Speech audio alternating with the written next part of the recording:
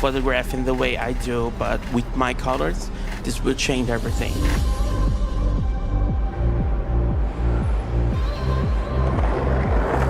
I got to see each frame, each position of its wing, and they are so beautiful that I have never seen before.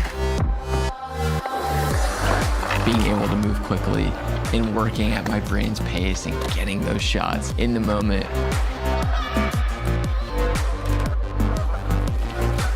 Having this camera allows you to go out and create the way you want to create. Until you use it, you cannot even imagine what you have missed. It's something I've never seen before in my entire life. It's something totally different.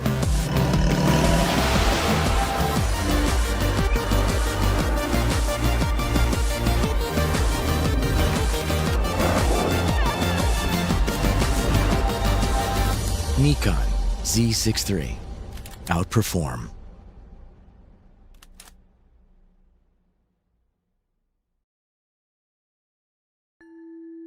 Introducing ISO Color Edge. Precision is essential for any professional working with images. Whether you're an artist, a retoucher, or a visual effects specialist, you need to know that what you see at the start of a project is precisely what you'll get at the end. Color Edge monitors give consistent, reliable accuracy that guarantee no surprises within your color workflow. So what you see in real life is what you see on screen, and what you see on screen is what you see in real life. That's precisely why professionals all over the world trust ISO Color Edge for their image creation. ISO Color Edge. Discover living, breathing color.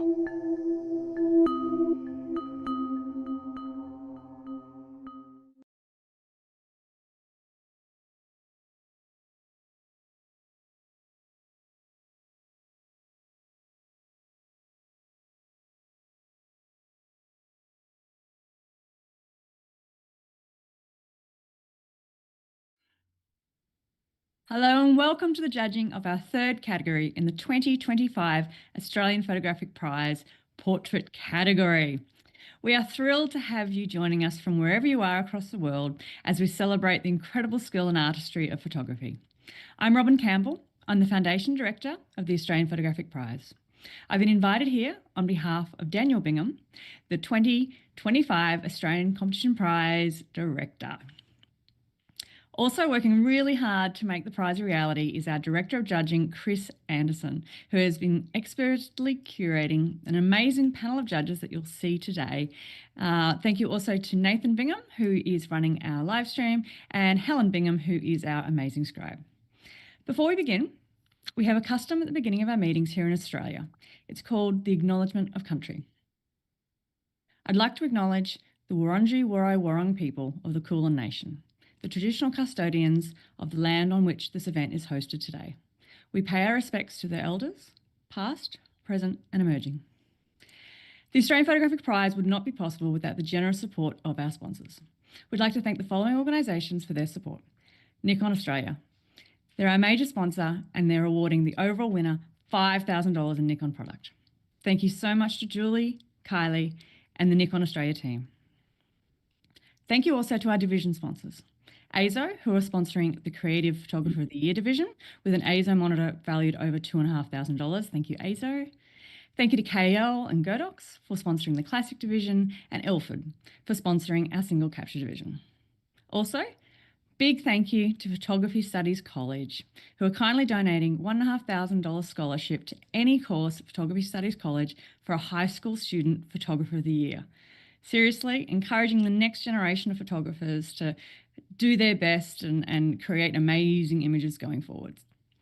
Also to the print shop, who are donating a custom consultation and 2 A1 prints worth a total of $500 to the Student Photographer of the Year. Please show them your appreciation by visiting their websites, tagging them in posts, and letting them know that their support does make a difference. So, this is how today will run. So each finalist image in the portrait category will be judged by our live panel, who will provide live commentary and feedback, and of course challenges. Challenges are cool. Individual image scores will be displayed as we go, and at the end of the session, The winner will be selected offline by a panel of judges from the top 5 scoring entries. First, second, and third places will be announced during our live awards event next Sunday on the 20th of July. So make sure you mark it in your calendar and join us. Now, before I hand you over to our legendary panel mentor for this session, Chris Anderson, we're going to do a run through of the top scoring images for the portrait category. Thanks, Nathan.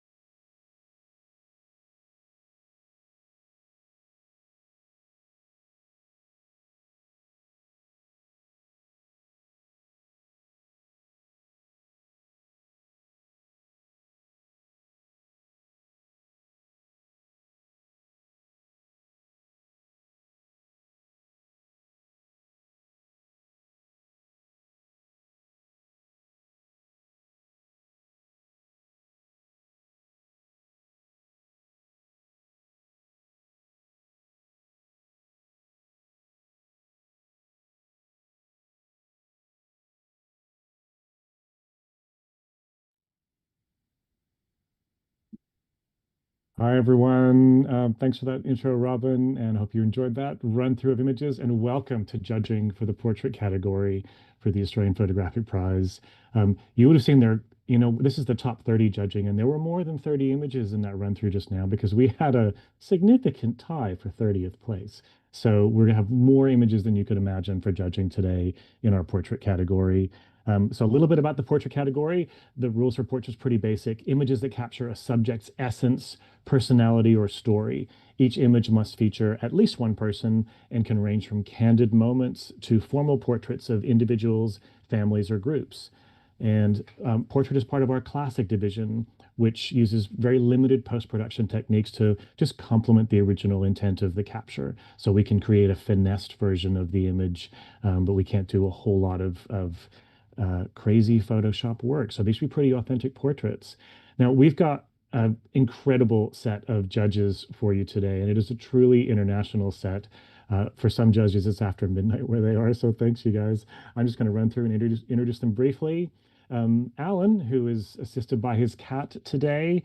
Alan is a Melbourne-based portrait studio photographer, and for his work, he specializes in fun, authentic family portraits and creative connections.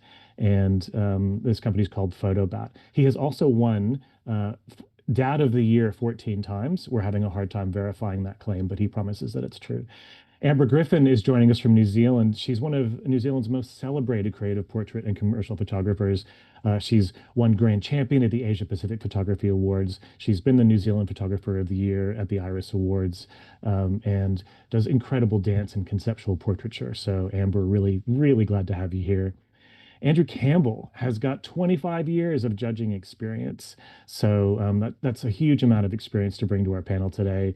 He photographs for the Melbourne Headshot Company and is the director of the Astro Photography Prize, our sister competition. So welcome, Andy. We've got Bruce Moyle, who is related to Alan Moyle. I'll let you decide how. Bruce is from Tasmania.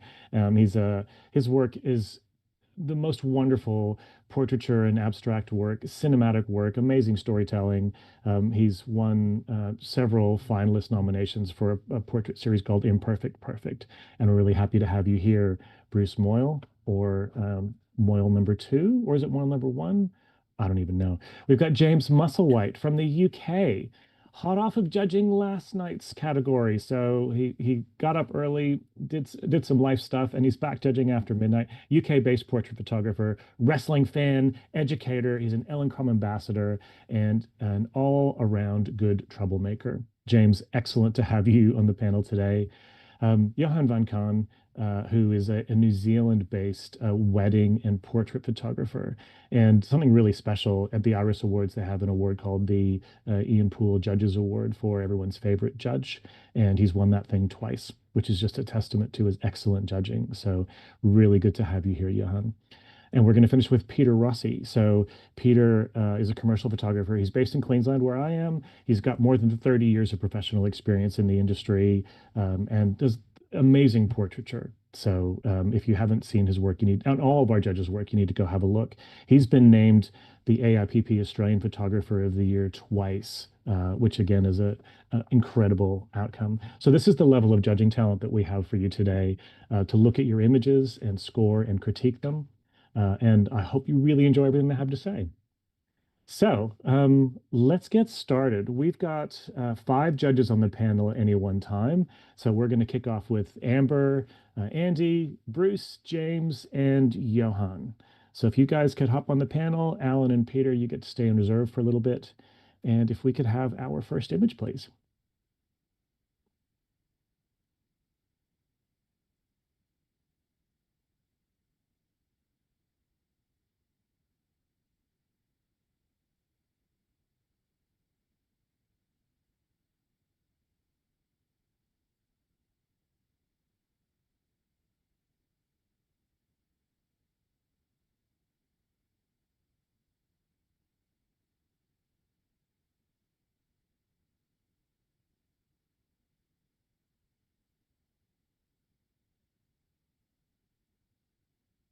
Thank you, judges. We have an 83, a silver award. So fabulous way to kick us off. And we're going to go to one of our judges for a comment. Bruce, have you got something for this image? Lovely, lovely textural image, nicely put together. I would just be a little careful of your highlights in the background. Just you want to really keep the focus onto your subject and just avoid those little distractions around the frame. Brilliant. Thank you, Bruce. Can we get our next image, please?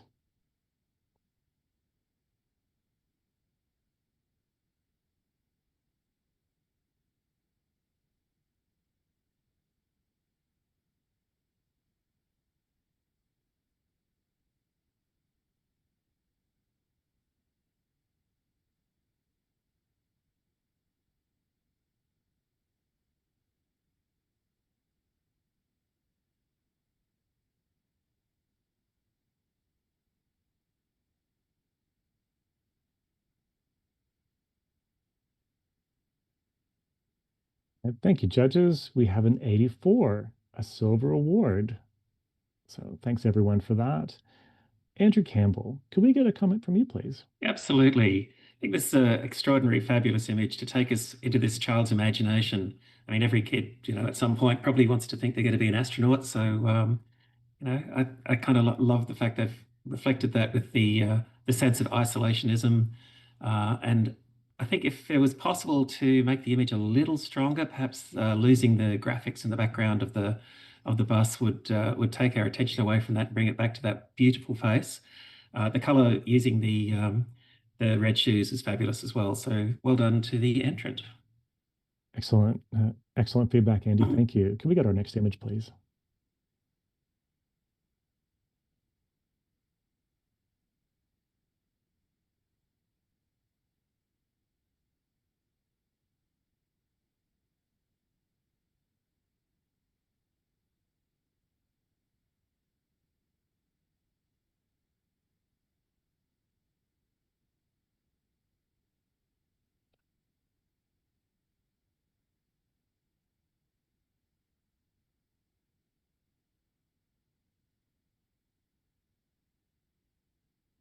And we have an 80, a silver award. Congratulations to the photographer. And James, you're right on 80. Have you got a comment for the photographer? Yeah, certainly. I think it's an intense study of this character-driven portrait, immediate impact and connection with the subject.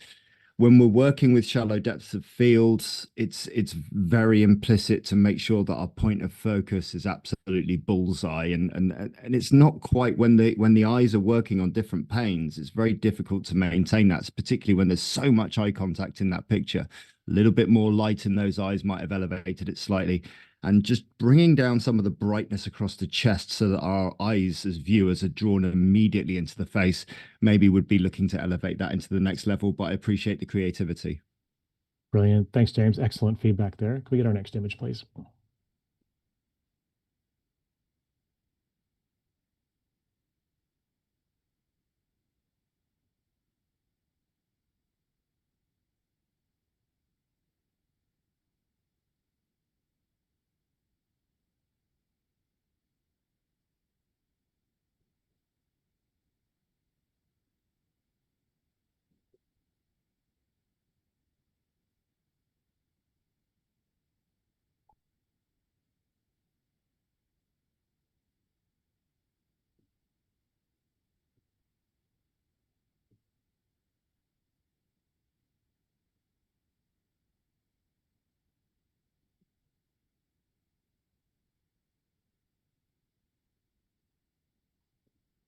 All right, and we have an 80, a silver award. So thank you, judges. And Johan, I'm going to come to you for a comment on this one, please. Yeah, I love the strong central positioning of the main character, the sense of a superpower that only a child could imagine in its own playground, and it's that information about where it is super strong. I think the honesty in there is fantastic, but there's a little highlight like underneath the elbow that sort of could have been dealt with a little bit better. I feel that maybe the inclusion of so much information on the far right with the other jungle gym stuff would, if you could remove that, like if you just cropped through it and cropped a little bit on the other side, you'd get more of a sense of the empowerment of that child. But it's a wonderful, strong image. Excellent. Thanks, Johan. Next image, please.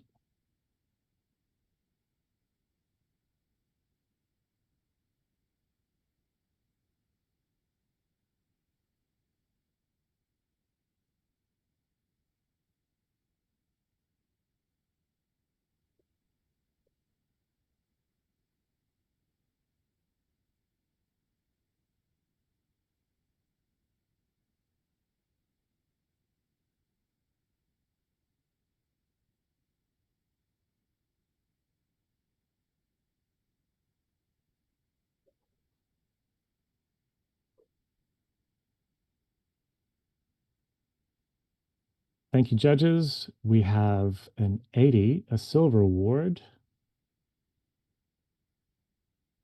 And are we all happy with that? Can I challenge that? You can challenge it. Andy, good to hear from you. Andy's going to Cool. challenge. Andy's on an 86, so take it away. Thank you. Really enjoying this image because I think we're getting a really good indication of what rocks this person's boat. You've got absolutely this plethora of extraordinary instruments within surrounding this person, and they're obviously a bit of a collector of sorts. I think the use of the color of the person's garments centers our eye. We're drawn right bang into the center of the image where the person's there, and yet we're surrounded by everything that that I guess this person's into.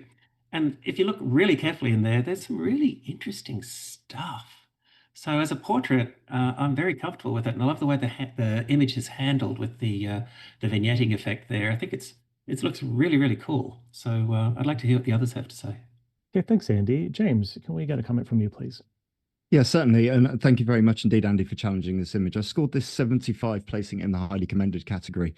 There's a couple of reasons for that. It has this sort of Mike Oldfield style to it with all of these instruments around. And as Andy points out, that is the thing that we're drawn to. And I think also we're drawn to that slightly subliminally because those are the elements that are sharply in focus. And when we actually look at the subject himself and actually have a look at the face in the portrait, it's a little bit soft. We've just missed the focus just a little bit slightly. The other reason why I wasn't drawn to bringing it into the next level and bringing it into silver was the placement of some of the instruments within the frame, particularly the violin on top of the piano in the middle coming through the head. There's other violins or violas or fiddles or whatever around the subject where that middle one could have been placed as well to create even more of an assortment and not had that distraction. But I'd love to hear from someone else on the panel, and I'm listening. Okay, excellent. Bruce, let's come to you, please. Yeah, I was also in the highly commended. I think the thing that got me was what Johan said about the instrument placement, and there's like this big dead spot in the top left-hand corner where you can see the vignette and that come in, but there's nothing there. It's like we could have rearranged a little bit more. I also found some of the post-production a little heavy-handed. It felt like there's quite a lot of macro contrast going on. Not sure how it was done, but it really puts these halos around the objects when you're looking into it, which I found a little distracting. So I'm listening. I think it's a great setup, and I love to see this explored more. But yeah, I just found some of it a little bit disjointed. Okay, brilliant. Amber, is there anything you'd like to add to that commentary? James actually said the thing that was bothering me the most, which was the gold instrument that's coming right out the center of his head. I do just find that quite distracting. But I do really appreciate the way that all of the instruments have been laid out with such care to the compositional balance of the image overall, and that's why I awarded this image an 82. But I do feel comfortable in the early silver. Okay, brilliant. Thanks, Amber. Andy, right of reply for you. Oh, thanks very much. Yeah, I mean, the judges certainly made a good comment about the placement of the gold instrument above the gentleman's head, but we're not asking for a gold award here. What I'm asking for is I guess, a higher level of scoring, simply because there's an Arnold Newman-esque quality to this image. I really do get a sense of this person's soul and how they're sort of so passionately engaged with all of these instruments. I mean, James mentioned Mike Oldfield, which is a great reference to pick on a multi-talented, multi-skilled individual. And I think that's what we're seeing here. And that's also reflected in the color palette because it's sublime. It just draws you in, and nothing there is terribly distracting. And I think, I'm still asking for that solid silver distinction, guys. Excellent. Thanks, Andy. So, Andy, you're going to keep your score locked where it is. Everyone else is invited to rescore now, please.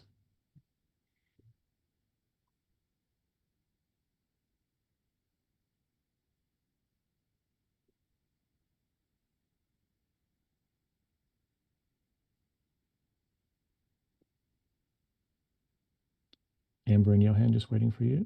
I'm clicking it, but it's not. Okay, do you want to hit the reload fix button? Yep. And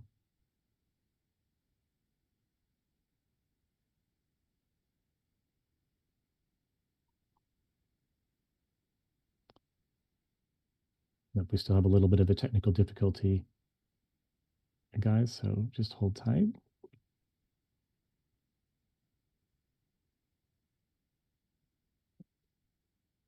Sorry, it won't. It's not working. Okay, Same problem. Same problem. All right. Yeah. So in that case, is it because I'm putting in a similar score to my last? No, that should still work. All right, we're gonna have a little. Should I resubmit my score? No, you shouldn't resubmit your score. So let's judges, just hold tight. Can we get a blank screen, please, for a minute?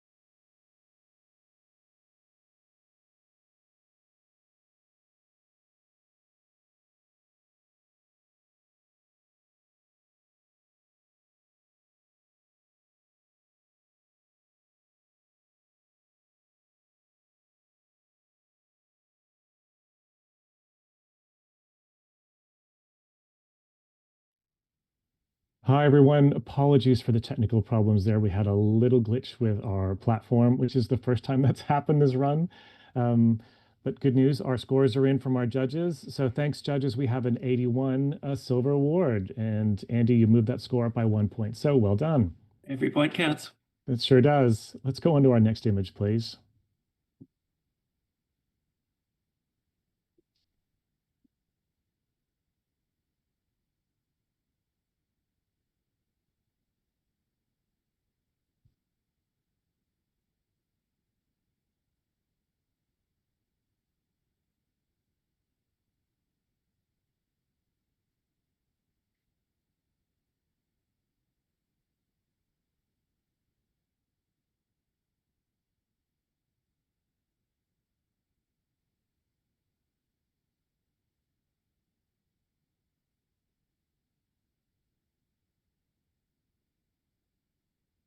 And we have an 82, a silver award. So congrats to the photographer. Bruce, can we come to you for a comment, please? Thanks, Chris. A beautiful, tonally put together portrait. I really enjoy the like the wave on the breast. I think that's novel to show, to take it to the next level. I'm more wondering about the actual, not so much the actual photograph, but the styling, whether it could be enhanced to give the image something a bit more oomph than the it's kind of a tatty top. So maybe that's what you want. But in my instance, I'm wondering if there's something that could just elevate the story a little bit more. Excellent. Thank you, Bruce. Before we go to our next image, we're going to keep our judges moving around a little bit. So let's do a Moyle swap. Bruce, you can take a break, and Alan will get you on. And Peter Rossi, it's time for you to come on in and do some judging, and let's give James a little bit of a break. And then we will head on to our next image, please.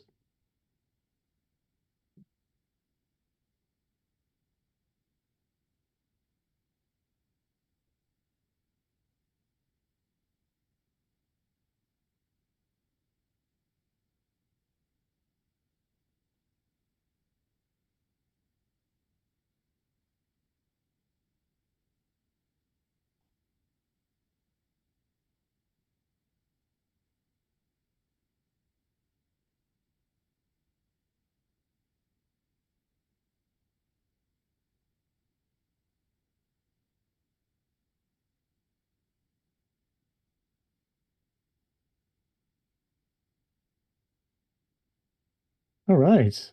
We have an 88, silver with distinction, but Johan, is that you wishing to challenge? Excellent. So let me hear you say the words.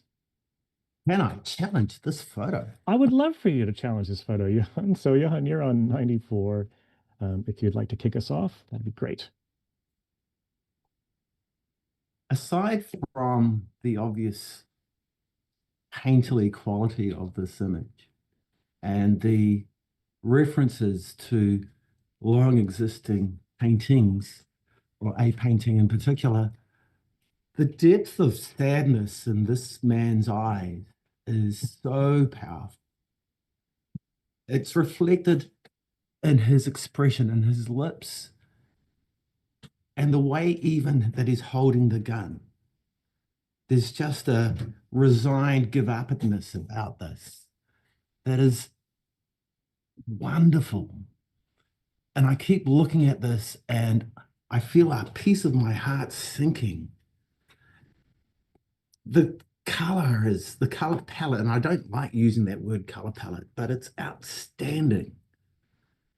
The strength of the direction of the light, or the strength of the control of the direction of the light, is insanely good. The texture in the jacket, the texture in the shirt, it's beautiful. I gave it a 94. Thanks, Johan. Amber, you're down at the other end of the scale to start. Can we get a comment from you, please? I am sorry, Johan. I'm on an 82, and I very much agree with you about the sadness that emanates from this man. It's clearly paying homage to a very famous painting. I think that my concerns with this image are the extremely tight cropping on either side of the arms, but also just the way that the eyes have been so overworked. I really love the connection between the paint that's going on the man's skin, and I think that that part of it is very, very successful. But I just really struggle with those other two elements, and that's why I was down on 82. Thank you, Amber. Andy, you're right up there near Johan. And you're on mute, Andy, if you want to come off mute, please. Andy, you're on mute. Excellent. There we go. Yes, in search of gold, I'm in support of Johann's argument here. I just enjoy the pathos of this, the mood, the structure of it is really well conceived. I love those eyes. As a judge, we've got the ability to click on this image and enhance it and zoom it up, and I've just filled my frame with those eyes, and I'm just staring at them. They're fantastic.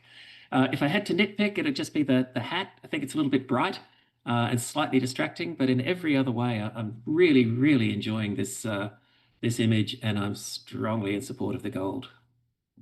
Brilliant. Thanks, Andy. Look, we are talking about a gold. So, Peter, can we get a comment from you, please? Make sure you come off mute. Peter, you're on mute. If you could come off mute, that would be great. All right, looks like Peter's fighting with his mute. How's button. that? Oh, there we go. Fantastic, Peter. Yes. I'm going to gold. I agree. I was a little bit sheepish at the start. I did raise my hand at one stage for the overlit hat, and Andrew brought that up. I agree with that part. The gun is that extra little bit that you don't expect. There's that extra mystery that the artist we all have been implying wouldn't have used that gun, but that's probably where his mental state was with the possibility of a suicide thought. I'm going to gold. I agree. Thanks, Johan. Excellent. Thanks, Peter. Johan, write a reply. Excellent. The sense of misery is so powerful in this image. And what I'm asking is for all you judges who are down below gold to not be so miserable. And to bring your scores up just for the sheer intensity and power. I love the fact that this man is crammed within a tight space because it intensifies the feeling. I gave it a 94. See what you can do.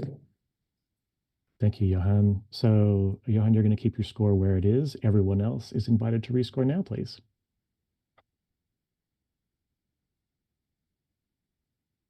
Excellent challenge, Johan. We have a 91, a gold award. Massive congratulations to the photographer. That's a great achievement. All right, can we get our next image, please?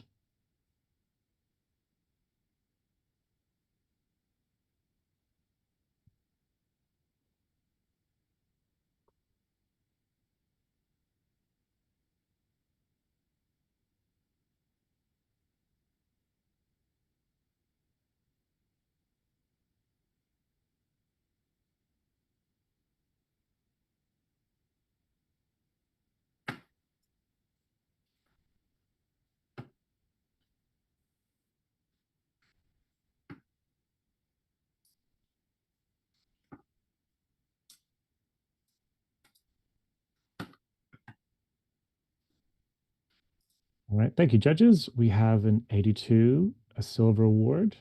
We all happy with that? I would like to challenge this one. Fabulous, Amber, take it away. Okay. This is a really unique and just quite different portrait. I really appreciate the texture that is shown in the black and white in this image, but I think that to me, this image really speaks to tension and pain. And I think that it's so cleverly constructed compositionally. At first, it's sort of, is that the front of the person's torso or the back? I think it's fairly clear that it is the front. So that would be like the abdominal area. And I just think that the way that the fingers show so much tension really is an artful way of speaking to the pain that this person is experiencing. I was on 87, and I think that this deserves to be in the silver distinction range. Excellent. Thank you, Amber. Andy Campbell, have you got anything you'd like to add to the discussion? Thanks, Amber. Appreciate your insights there, and I agree with you. The ambiguity of the placement of the torso is a little bit is very intriguing. I'm looking for a connection between the sort of the crustiness of the skin and the placement of the hands. I'm looking for that link, which would bring me up to the next level. So perhaps if you could help me with that, that'd be great. Thanks, Andy. Johan, you're right in the middle there. Right. Yeah, I gave it an 84, and I'm actually going to come up. The more I think about it, the more I look at it, the more I see that this is about body image, about the perfect skin, and about the tension to keep, or the need to keep body mass in a certain way, and using the hands to hold that in, and then the angst within those hands. Pretty powerful stuff. Plus the photographic technique, you know, the use of the black and white, the focusing into where all the pain's happening, and then just the crustiness of the treatment of the skin. Just superb. I gave it an 84. I'm going to go up. Excellent. Thanks, Johan. Amber, write a reply. Thank you, Johan.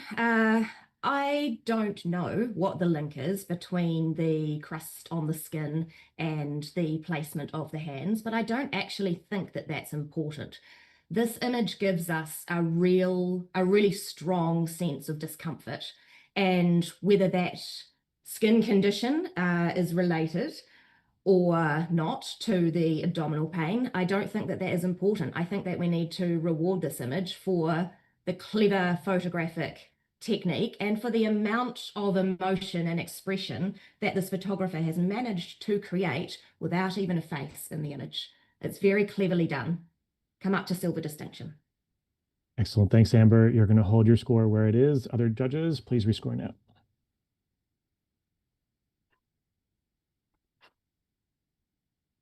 And we've moved a couple of points. We've gone up to 84, silver award. Thanks, everyone. And we might go to our next image, please.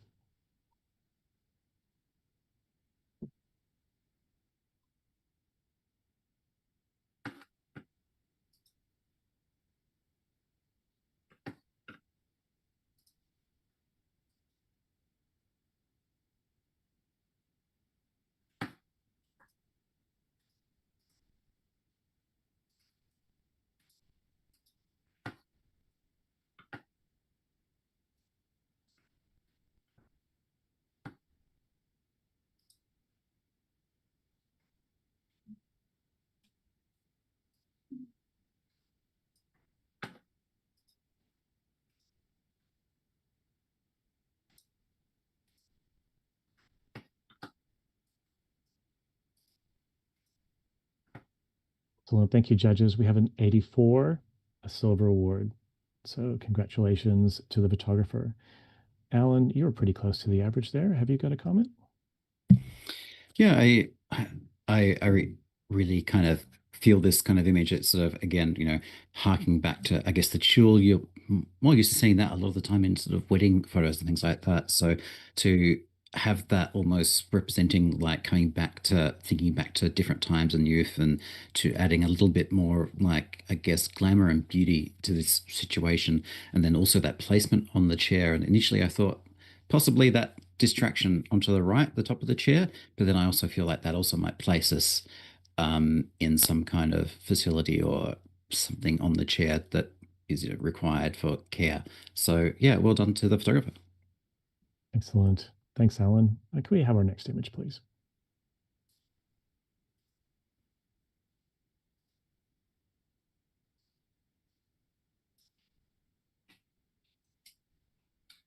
I'm sorry, Chris, I'm having some difficulty with my magnification.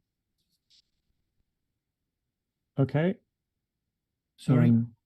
So actually, in that case, Peter, I might get you to hop off the panel, and then we'll see if we can get you some help offline. And Bruce, can I get you on in place of Peter?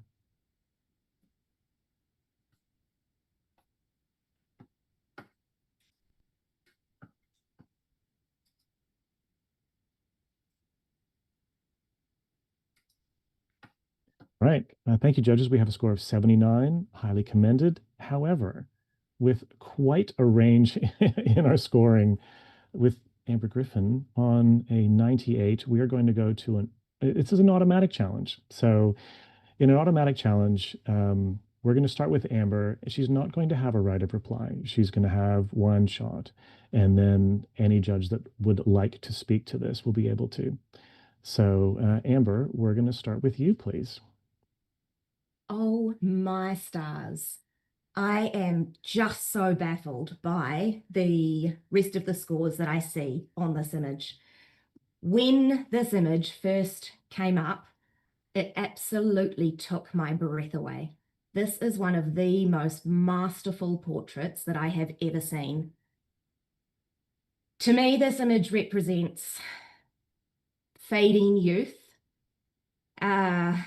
The way that the long exposure component of the image has actually made it really shows a youthful face in the right hand side of this image, and it's just so cleverly captured.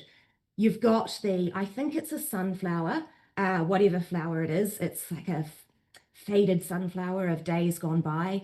The echo of the florals in the woman's singlet top, the peaceful look on her face. This woman is reminiscing about her youth. She's leaning into it. She's remembering, but she's at the other end of her life now. This is such a beautifully composed image. Tell me why you're so low. Thank you, Amber. And just to remind you, you're not going to get the opportunity for a right of reply on this one as an automatic challenge. So if you have anything you want to say, now's the time to say it. I would like to retrospectively say I challenge this image. No, it's an Does automatic. that mean it's I'm not sorry. an automatic challenge? It is. It is no. It's an automatic challenge. So. Okay. Is there anything you want to add before we move on? Yes. This portrait just absolutely smacked me in my heart when I saw it. And the more that I have looked at it, the more clever that I really think it is. I feel that this has, I mean, in this category, this is an authentically captured portrait. This has been achieved in camera. The composition of the way that the long exposure part actually really adds to the story in this image is so difficult to capture. I've done a lot of long exposure work like this, and most of the time the images end up looking quite monstrous. But the balance that the photographer has achieved with this image, with the connection between the youthful look of the woman's face going into the stronger, more defined parts that have captured her age lines and her beautiful skin so gracefully. The balance of the light that has all been captured really beautifully throughout here, even down to the little twist on her singlet strap above her hand. I think that little twist echoes the twists that are found in the petals of the sunflower. I mean, this is just so cleverly captured. You guys really need to take another look at this image. All right. Thank you, Amber. Alan, we're going to come to you next. I see the census story in this. Initially, when it came up, I was like, oh, I just want it to be a bit more contrasty. I want the blacks to be black and I want it to be a little bit more. But I also feel like that plays into this story, this narrative that I can see where it's, I have a feeling it's a story kind of about sort of loss in terms of like, say, dementia or losing it. And I feel like that also comes through a little bit more in terms of the blurry face looks more youthful. So I feel like we're slipping from that sort of strong, that the lady that's there that we can see is, she's aware, she knows what's happening, but then at times she just slips back to her former self. So not Alzheimer's, yeah, Alzheimer's, not dementia, Alzheimer's. So the memories are there, and I feel like that it's that sort of transition from where you're yourself to where you're regressing back to your younger self. And so, and again, I would love it while I was saying this, that I'd love a bit more contrast, a bit more black, but that muddiness of this phase just suits the tonality of this image well too. So Excellent. Thanks, Alan. Bruce, can I get a comment from you, please? Yeah, sure. Yeah, I missed the story straight out. So yeah, thank you, Amber, for challenging. I don't really have a lot more to add to it, actually. Just yeah, thank you for challenging, and yeah, I'll be coming up. I think I just missed it. So yeah, let's go. All right, brilliant. Thanks, Bruce. It looks like all of our judges would like to speak to this one. So Andy, I'm going to come to you next, please. Thanks, Chris. Thanks, Amber. That's a very interpretive interpretation of that one. I hear what you're saying. I'm not sold on it. My concern was initially the flower was the first thing I saw. It was very sharp and defined and sort of stole the attention a little bit. I was also very distracted by the cameo. The color being light and white, it was drawing my eye away from the center of attention, I guess. I can see what the entrant is attempting to do here, but I can't see how they've pulled it off in that way. And I find the conflict of the expressions very distracting, because I see the one that is sharp as being kind of quietly confident and a hint of a smile, and then we're drifting off. But I kind of think that would have been a lot stronger if it was reversed. But I'm listening. Excellent. Thanks, Andy. And Johan, for our final comment on this image. Right. Just 1 second. Yeah. Great. Because Amber doesn't have the right of reply, maybe I can reply on behalf of Amber. What I see, I'll tell you what I didn't like about the photograph in its first run through was I found it soft. I found it vague. I found it difficult to read.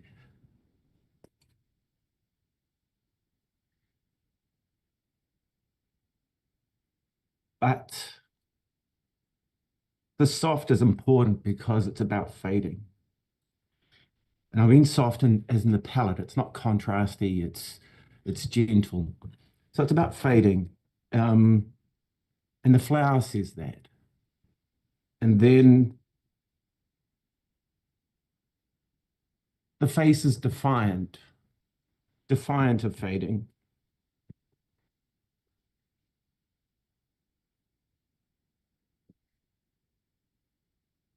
And it's saying, I'm still here. I gave it a measly 78, and I'll go up. Thank you, Johan. Everyone, excellent conversation. We are now going to invite all judges to rescore, please.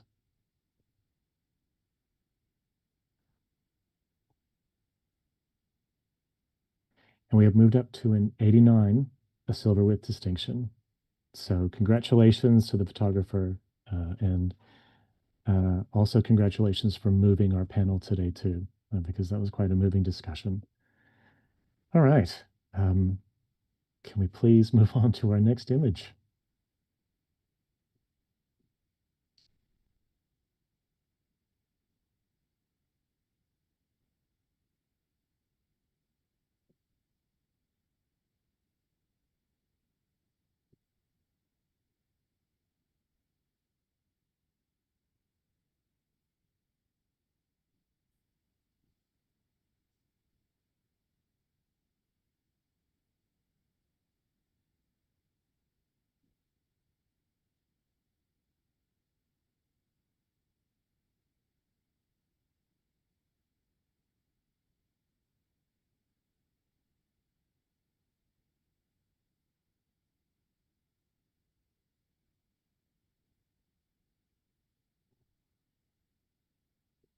Right, and we have an 80, a silver award. So congratulations to the photographer for that. Andy, you're pretty close to the average there. Can I get a comment from you, please? By all means. There's a lot going on in this image, and it rewards closer inspection, coming right down to the torn fingernails and so on and so forth. So there's a whole bunch of different ways that the viewer can interpret this. I think the photographer's done a strong job. I think there's possibly a few things that if we wanted to go to a higher range of scoring, perhaps we could just focus a little bit more light on the face only and less on the background. It's a little distracting and it's drawing my eye away from perhaps where the soul of the image is, but very creative, very strong interpretation of I guess contemporary horror movies and so forth.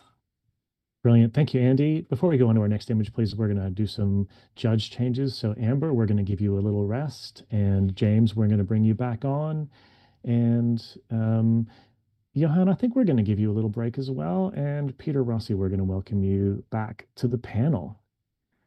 And if we could have our next image, please.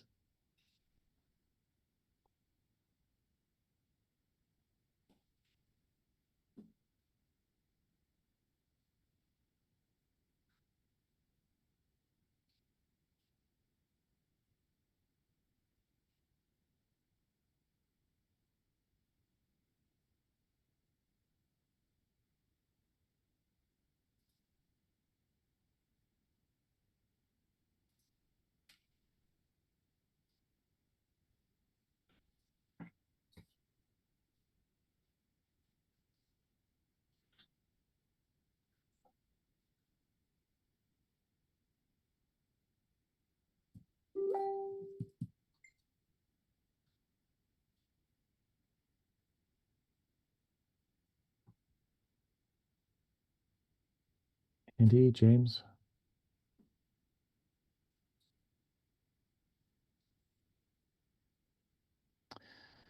Okay, we have an 89, a silver with distinction, and we have a couple. Might like to challenge this one, if that's okay. I thought you might like to challenge this. Alan, please take it away. There is, I don't want to say strength, but there's just almost a kind of like a, yeah, so what about this? So we're looking at a figure who's obviously, so a guy that's obviously had lots of things happening, obviously, lifelong kind of issues, I would suggest. Like, again, not exactly sure what, but it looks like there's been, some spine adjustments, some scoliosis. But then, and while we're looking at a almost scientific study, you're actually seeing the face is like, yeah, so what? And the fact that we're looking slightly up towards him gives him that extra strength as well. So this is such a strong image in terms of the placement. The texture through the photos is amazing too. The lighting is exquisite, showing off so much detail in there and in that face. I think this is exquisite in how it's been portrayed, even down to how we've been positioned to view it, again, almost like a scientific study. But it's just like, again, it's a scientific study, but it's like, yeah, cool, so what? This is me. What are you looking at? So I'd love to see it come up into that gold range. We're very close. We are very close. Thank you, Alan. James, you're at the other end of the scale.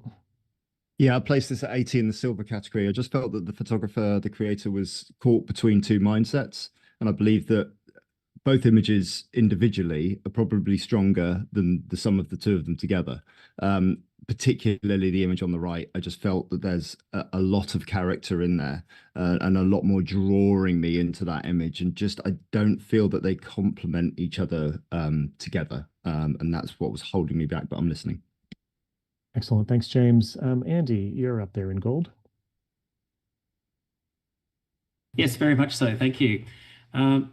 This is fun because Alan, I agree with you, and James, I think you're on point as well. But I've got the link between them, if that's okay. Alan, you mentioned it was like a scientific study, and to a certain degree, I absolutely agree. This is something that perhaps, this has been created almost for medical students in that regard. But what had happened with the photographer when that gentleman turned and we saw his face, it was this defiance that we're seeing there of, okay, Alan says, so what? But I'm looking at this guy and going, yeah, well, I've overcome everything. I'm here. I'm just doing it. I'm getting on with it. And I don't think for a moment the photographer would have expected that kind of ballsy, pardon me, a strong reaction from the subject. But that's how they go together. It's that moment of when the person turns. It's like, oh my gosh, there's someone with a real zest and zealousy and power for life going on there. It's exquisite. It's so strong. This image. I just keep looking at it. So, congratulations to the entrant. Thank you, Andy. Peter, we get a comment from you, please. Yes, I gave it 88, and I'm traveling up to gold as well. I think the first image is extremely important to fill in the documentary side, what's happened, what's going on. So it's a very important part to it. One of the strongest 5% of this whole image is his face, that invitation to come into my world just for a moment. Could you live like this? How do you manage day to day? That invitation has brought me in and up to gold. Thanks, Peter. Alan, right reply from you. I think it's pretty much kind of all been said. Like, again, I was just going to reiterate what Peter just said around the fact that you see more of what's happened in that image on the left to give us more of a story for the image on the right. And just reiterating again, that sort of age, this is not a young person. This is someone who is traveling with this, and I'd assume for lifelong, and that face just shows a life of, experience. So, love to see it come up. All right. Thanks, Alan. You're going to keep your score where it is. And all other judges, you can rescore now, please.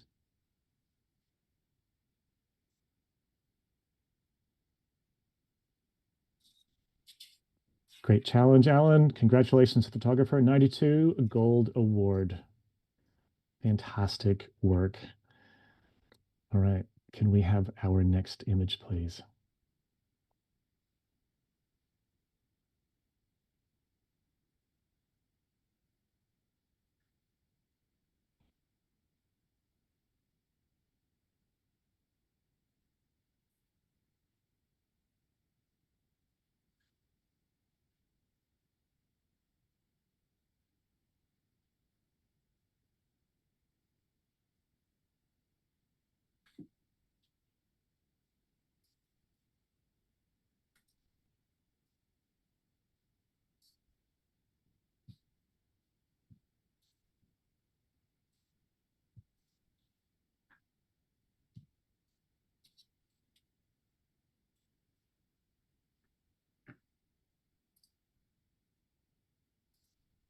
Excellent. We have an 84 Silver Award, and I suspect we might not be staying there.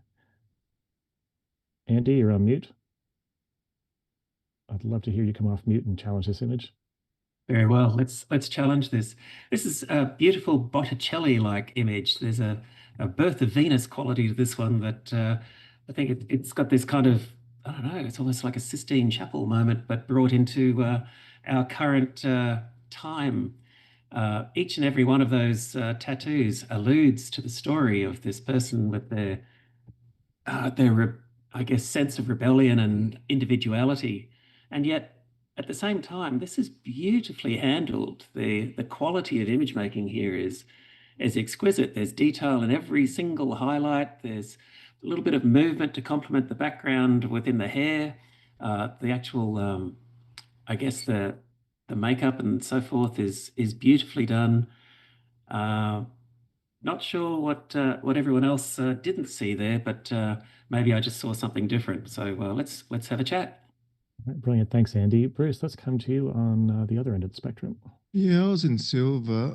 I think the thing that got me with this is the actual wings. When I first saw it, I thought, yes, it's lovely and great, but I think the handling of the positioning of all those feathers or faux feathers could be executed a lot better. It feels really kind of placed without a lot of thought. Like there is some thought, but there's like it's not refined. That was my thing. The actual tonality of the image and how it's put together compositionally is great. The actual editing and the way it's crafted is soft and it fits to the background.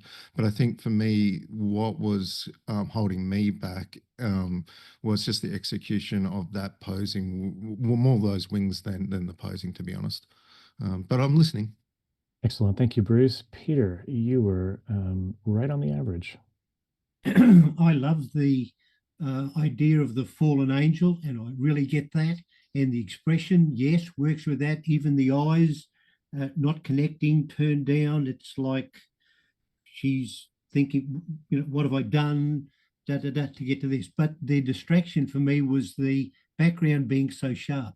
As a fallen angel, I'd expect her to be a little removed from heaven rather than lying on it and still being amongst it. So I think maybe she's actually falling, more of that type of feel, rather than I keep leaving her and going to, well, what's that angel doing down below? Too much distraction in the background. I've actually used this background before, and I think it's in Versailles, and it's got so much information that it's nearly too much, and it's taking away from the fallen angel. All right, thanks, Peter. Andy, right of reply. So on mute. Yep. Cool. Thanks, team. That's really cool. I'll see if I can help Bruce with a couple of things here. Bruce, the wings. It's a broken wing. That's why they're falling. So I think it's perfectly placed in that regard. The posing of the actual figure is that beautiful reversed letter S, right down to the feet and the toes. That's exquisitely done. And yet you come back up to the arm, and it shows this strength and so forth. There's a lot of reflection and I guess moments of anticipation within the face of, perhaps, as Peter said, you know, falling, or is it just carving their own way and making their own future? I think the background works because when you look closely into the detail of the figures, they're looking on to the hero of the subject. And I think the whole thing just works beautifully. The light cascading from the top left reflected perfectly with the background elements there. I take on board Peter's comment about it being a little sharp, but it doesn't distract me. I'm calling for gold, folks. Excellent. Thanks, Andy. Andy, you're going to keep your score where it is. All the judges, you can rescore now, please.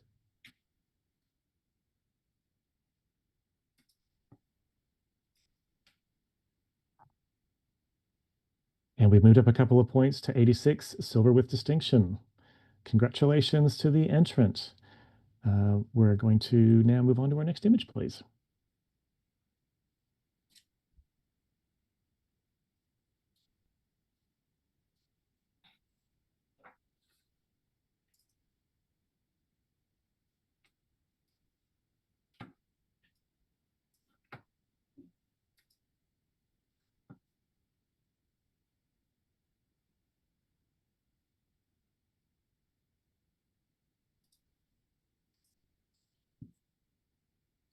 All right, we have a 79, highly commended. And again, I don't think we're going to stay there very long. Yeah, challenge. Excellent, James. Thank you. Thank you. So yeah, I scored this 87, putting it in the silver distinction, mainly because it demonstrated a strong concept, and the strength of the concept comes from the originality of the concept. To attempt to capture a pet owner, or in this case maybe a pet daughter relationship, is something that has been done so often, and we see so many takes on it that are similar, and it's really intriguing to see a different take, a POV take of something else, you know, a different angle, a different crop, good use of shallow depth of field, the eye in focus, the nose in focus. How many dog owners are, you know, nuzzled in by the noses of their pets first? That's the first thing they see coming straight towards their face. I just admire the creator's innovation and creativity in trying something different, and I believe it deserves to be rewarded, which is why I placed it in silver with distinction. Brilliant. Thank you, James. Alan, it might come to you for the next comment. I see all of what you're saying there. I just feel like, and I don't mind the tight crop. I feel like we're cropped a little bit too tightly around the eye. So just cutting through the little bit of the eye there. So I do like the high key nature of what's happening here. I just kind of wish the dog's eye was also sharp, because that's where we're going to get the connection between the eyes and the eyes. So the person's eyes is pretty sharp. The dog's nose is pretty sharp. Looking up person's nose is pretty sharp, which is also something that kind of pulls me off a little bit. But yeah, if the dog's eye was sharper, I would definitely be coming up. Thanks, Alan. Peter, have you got a comment? This image is all about relationship, and I think it does it extremely well. There's no extraneous information given. All they want you to concentrate on is the relationship, is the connection. I think it's extremely well done. And as James mentioned, I've never seen anything quite so presented in such a way. So congratulations to the entrant. Thanks, Peter. Andy, have anything quick you want to add? Yeah, just quickly, my feeling here is that whilst I commend the photographer for getting both elements sharp, just because you can fit two things in one image doesn't mean you should. So I'm drawn to the person's eye, and then to the dog's eye, and then to the person's eye and the dog's eye. And with that conflict of attention, my eye then eventually rests kind of in the space between the two noses where nothing is happening. And my concern there is that these two elements are not actually working together, they're fighting each other. Thanks, Andy. James, right reply from you.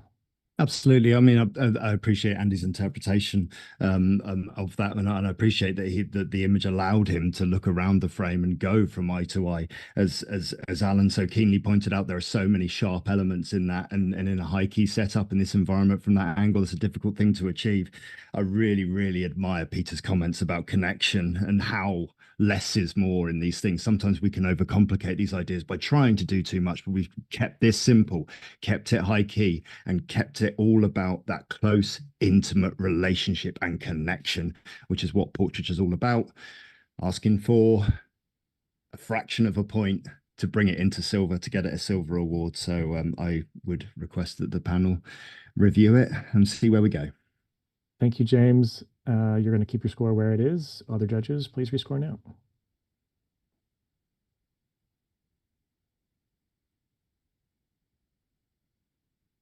And your wish has been granted. 82 silver award. Congratulations to the entrant. And we got the judges clapping. I can see them. You can't see them at home, but there's some good clapping. And James is doing some specific interpretive dance that I find hard to figure out, but that's okay. Can we have our next image, please?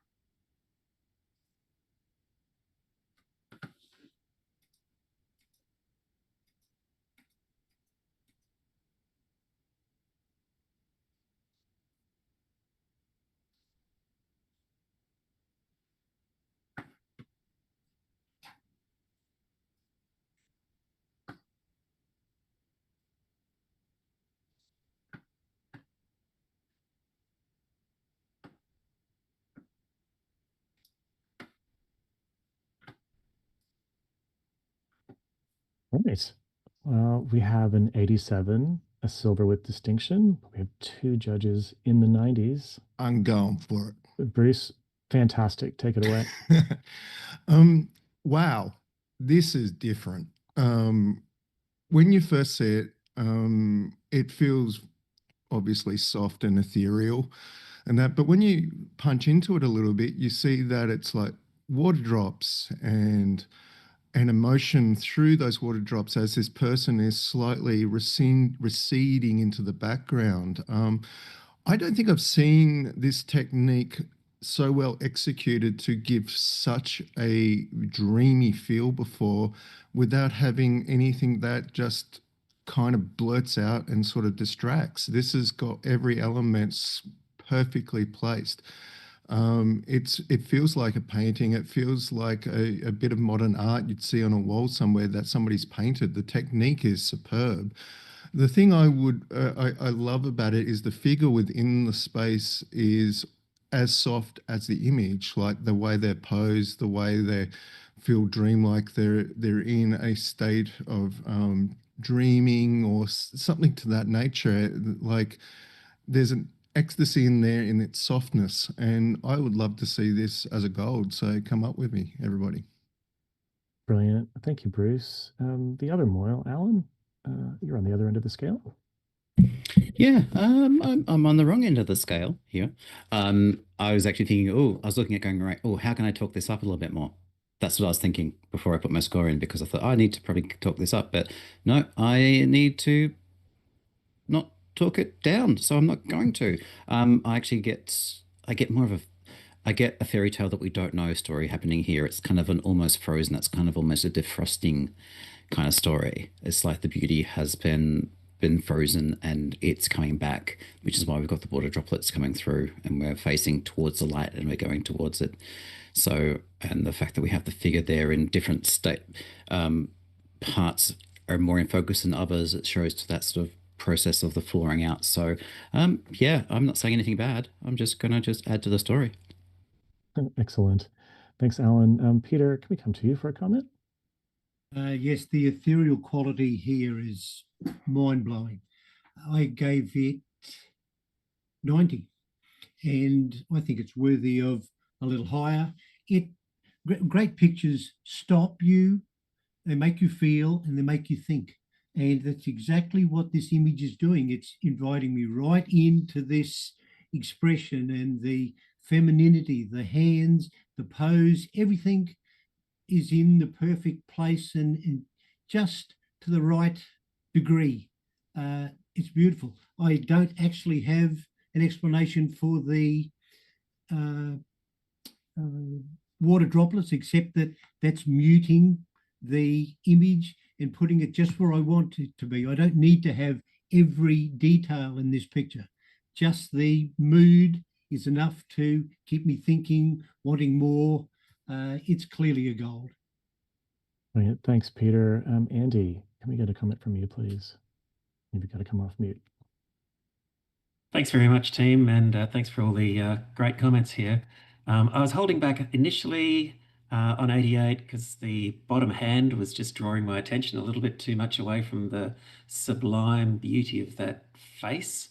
But Alan's comment about frozen and thawing out, I think, has just got me over the line on that one. But in every way, the entrance reflection here of interpretation, almost of impressionism, is what I'm seeing, and I think it's absolutely beautiful. So I'm coming up. Brilliant. Thanks, Andy. Bruce, right reply for you. I wish I could go up higher. Thanks for everybody for your comments, and I'll even agree with my brother for once. Don't hold that against me. I think the other thing you could say about is the thawing is that they're tears. Like those droplets are becoming tear-like as the thawing is coming through for whatever the reason the story is of that person. So, yeah, come up to gold or higher. Do it. All right. So one of my powers as a panel mentor is the ability to do a panel mentors challenge if it feels like the panel isn't happy with how things are going. And Bruce has pretty clearly indicated that he thinks he might have underscored a little bit on 91. So we're going to do a panel mentors challenge, and that means all judges are now invited to rescore, including you, Bruce.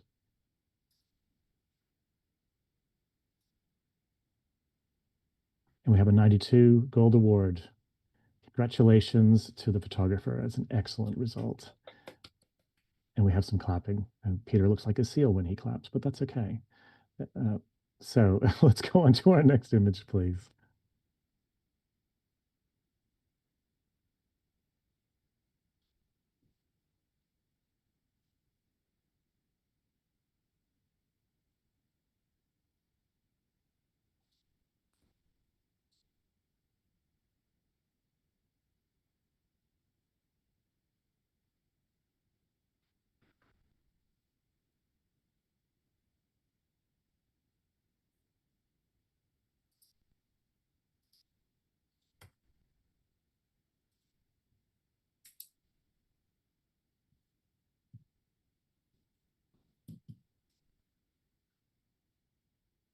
All right, we have an 80 silver award.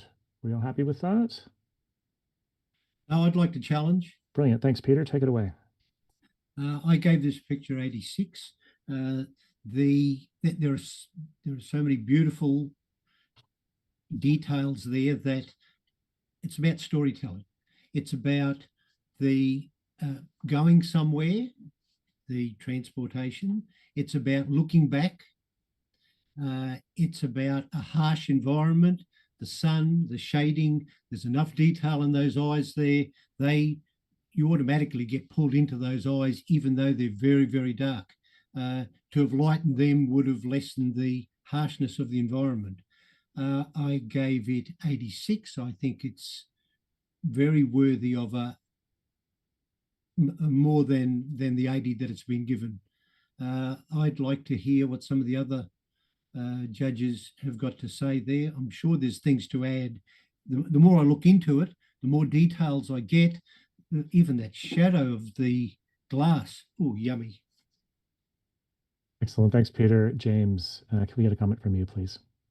Yeah, I've placed it in highly commended at 76. It's an intense study of this woman in the vehicle. I just found that the lack of depth in the contrast and the lack of full tonal range within the image was to the detriment of the image, particularly within the midtones and the shadow tones. I found the sparky reflection in the glass ultimately very distracting on that element, and I believe that photographers sort of relied on that to draw our ear into the composition.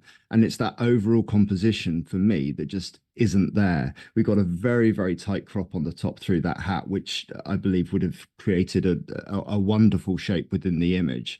And then my eyes really looking for where am I looking at in terms of areas of symmetry or asymmetry or composition in terms of rule of thirds. And none of that is really apparent there within that image. So just overall, I was struggling in terms of looking at it as a pleasing image as a whole. As a study of a person, we're getting there. The focus is on the hands, it's not on the face, so we're drawn immediately into those hands. But I just struggled overall with the overall composition, I think, to bring it into a silver award. But I'm listening. Okay, thanks, James. Andy, you're right on the average. Yes, that's been said before. I agree with both of my colleagues. I think they're both making excellent points.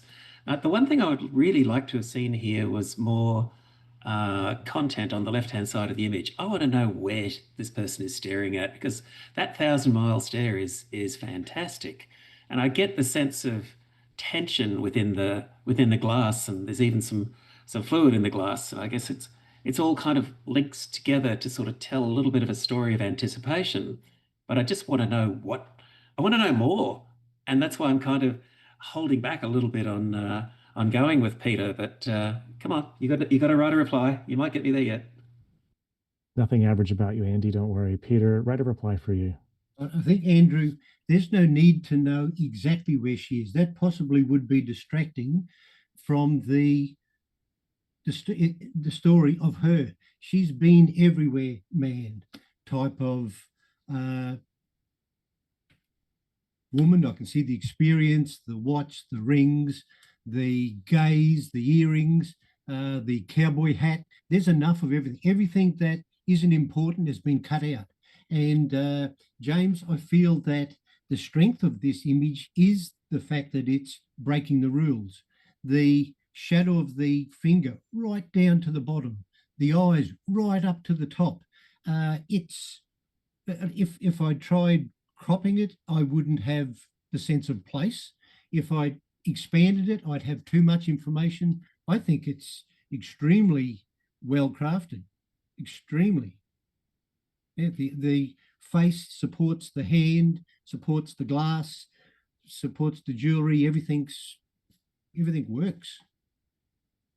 So I'm asking you to reconsider, and let's take this up a little higher than 80. Brilliant. Thank you, Peter. You're going to hold your score on 86. The rest of the judges, please rescore now. And we have moved up a little bit from 80 to 81 as the silver award. Congratulations to the entrant. Can we have our next image, please?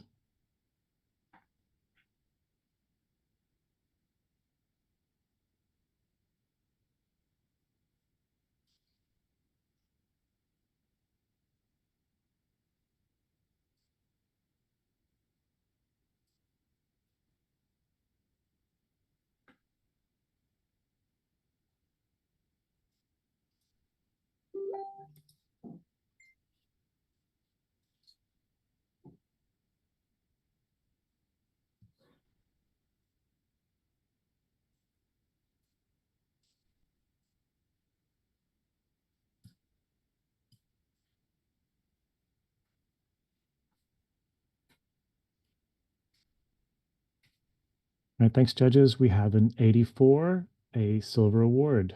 So again, congrats to the entrant. Alan, can I get a comment from you, please? Yeah, beautiful portrait of not just a person, but their life and everything. So you can see even just from, from what this guy's wearing, that he's lived a life and he loves his arts. Really, you've got music, you've got books, you've got even a little bit of politics in the books there, and you've got such a broad range of art. And I'm not just talking about art on the wall, I'm talking about musical art, I'm talking about movie related art.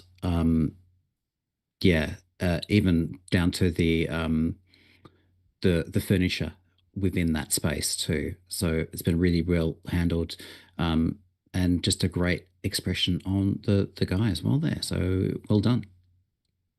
Brilliant. Thanks, Alan. Before we go to our next image, we're going to do a little bit of shuffling of our judges. So, Johan, I'm going to get you to come onto the panel. And Bruce, you're going to take a little break. And I think, Amber, we're going to bring you back as well. And Andy has been on for 17 images straight. Not average, Andy. We'll give you a break as well. So if we can have our next image, please.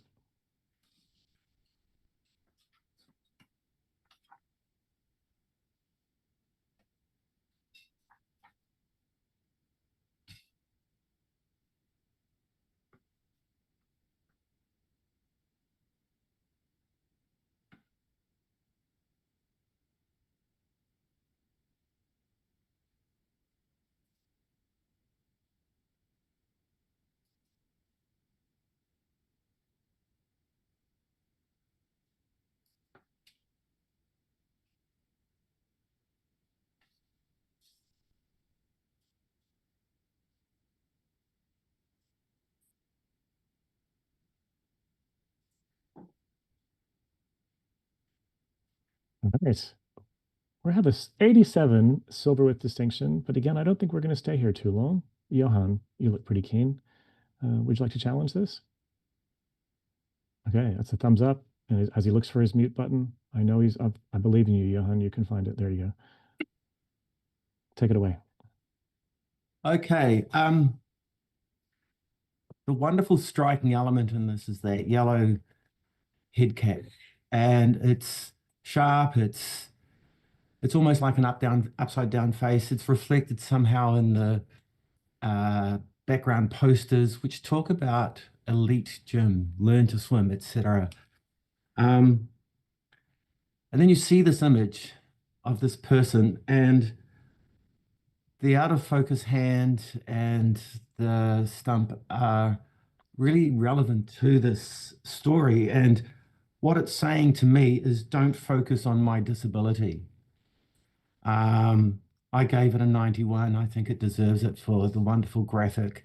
There's a real world outside, but in this world, this person is not judged. Excellent. Thanks, Johan. Amber, can we get a comment from you, please?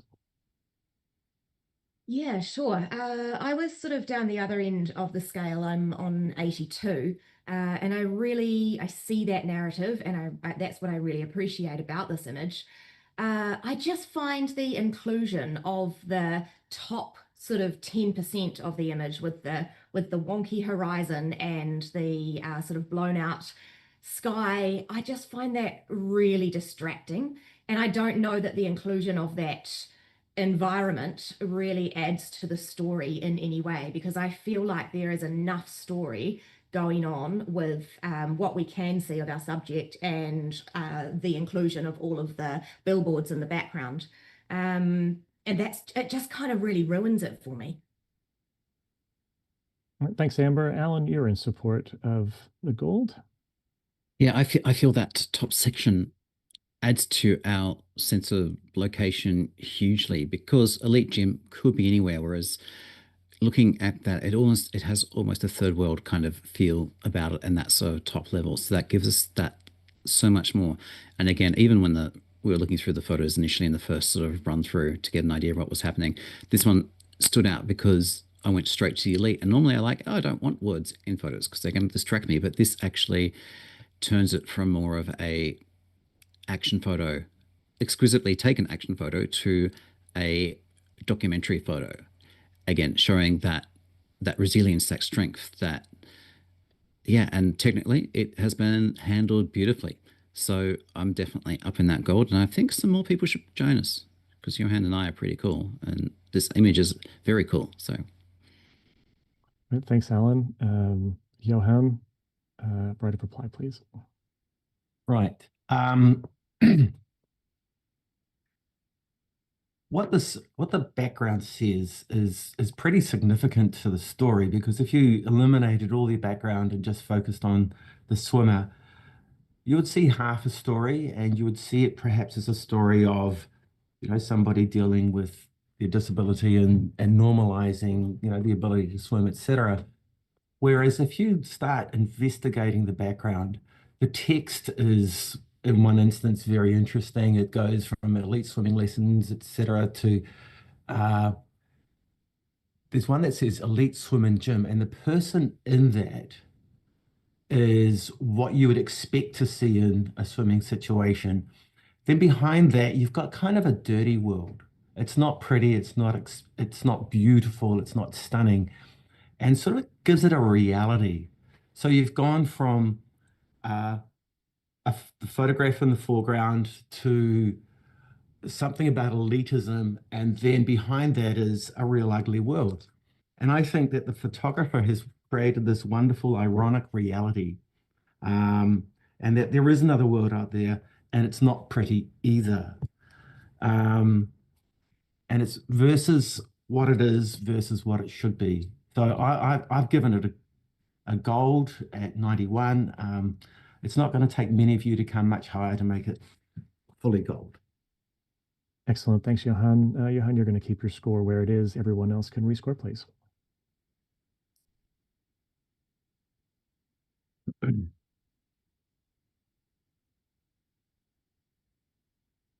And we have just crept up 1 point into an 88, silver with distinction. So congratulations to the entrant. Could we have our next image, please?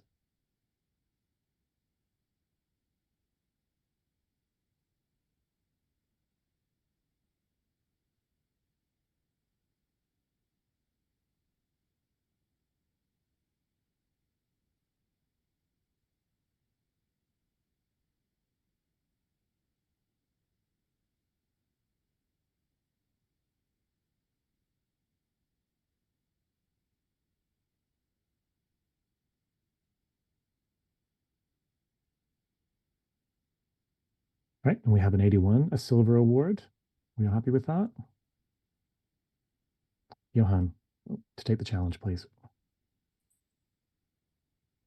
So it's got an 81. I've given it an 87, purely for there's a mesmerization that happens when you stare into this young person's eyes, and it's quite captivating. You look at it, and then you find it very difficult to look away. There's so many artificial elements in here that seem wrong or don't seem to fit, but in a way they add to the tonality of the image, the natural vignetting of the background, with that beautiful skin tone.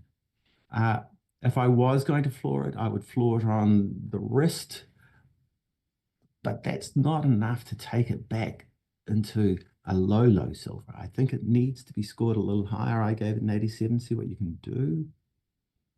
Brilliant. Thanks, Johan. James, would you like to speak to this image, please?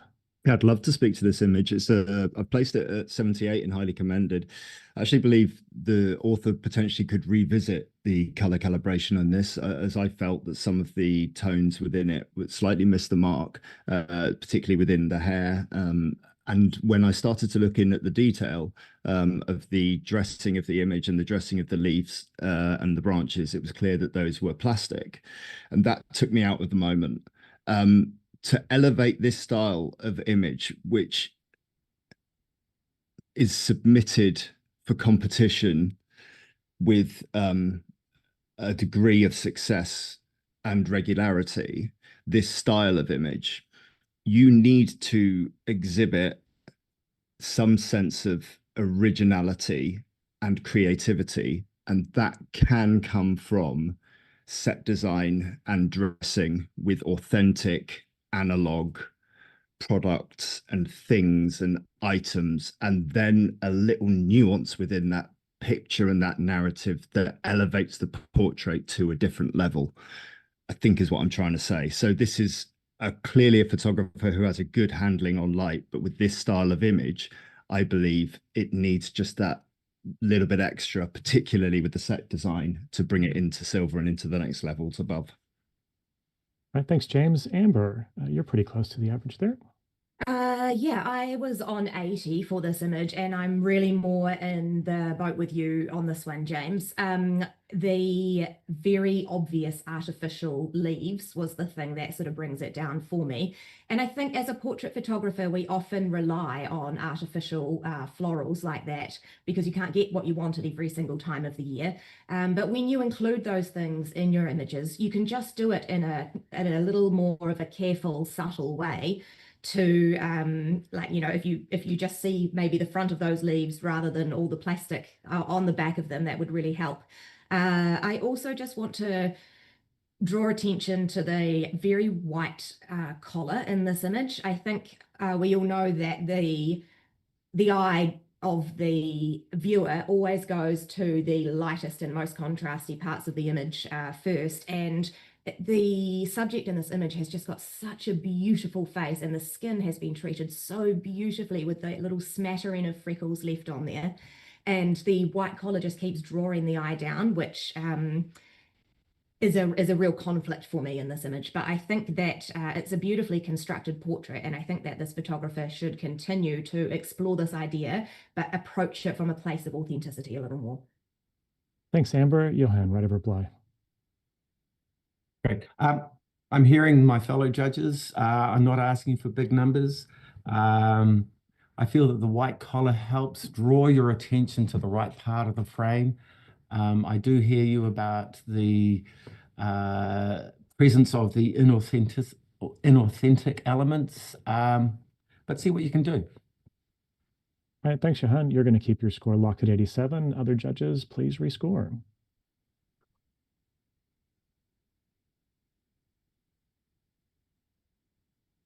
And we've remained on 81, silver award, with excellent conversation for the photographer. So thanks, everyone. Can we have our next image, please?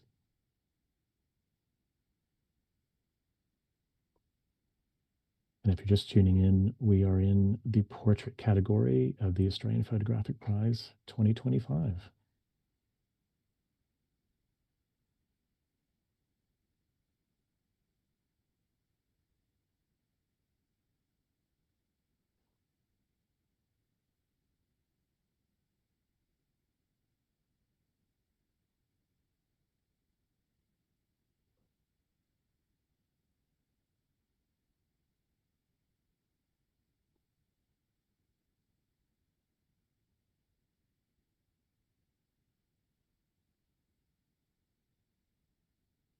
And we have an 83 silver award. Congratulations to the photographer.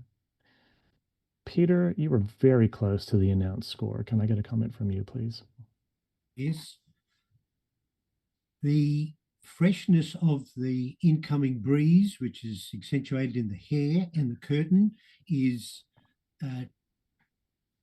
uplifting, but with all that beautiful light and breeze, she's still overly aware. That questioning expression is that's what's taking me on the journey. So there's a suggestion of the femininity, well-handled body, but the body being, the shoulders being curled and the expression looking down, I feel is the real picture. So it's a little bit of a conflict between the question, her attitude, and the nature of the environment and the breeze and curtain. All right, brilliant. Thank you, Peter. We're going to keep our judges rotating through a little bit. So we're going to do a Moyle swap. Alan, you can take a break, and Bruce, you can come on. And let's leave it at that for the moment. Can we get our next image, please?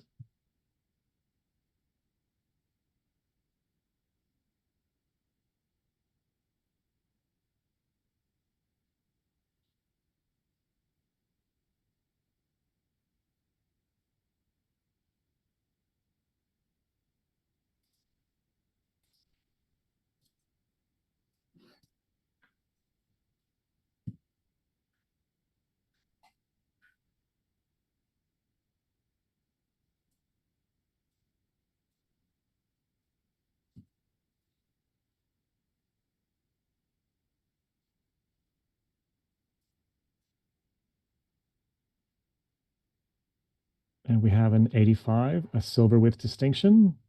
And I'd like to challenge. Brilliant, Peter. Peter's going to challenge from a 92. Take it away. So beautifully done. All you need to feel this man's thoughts is in this picture.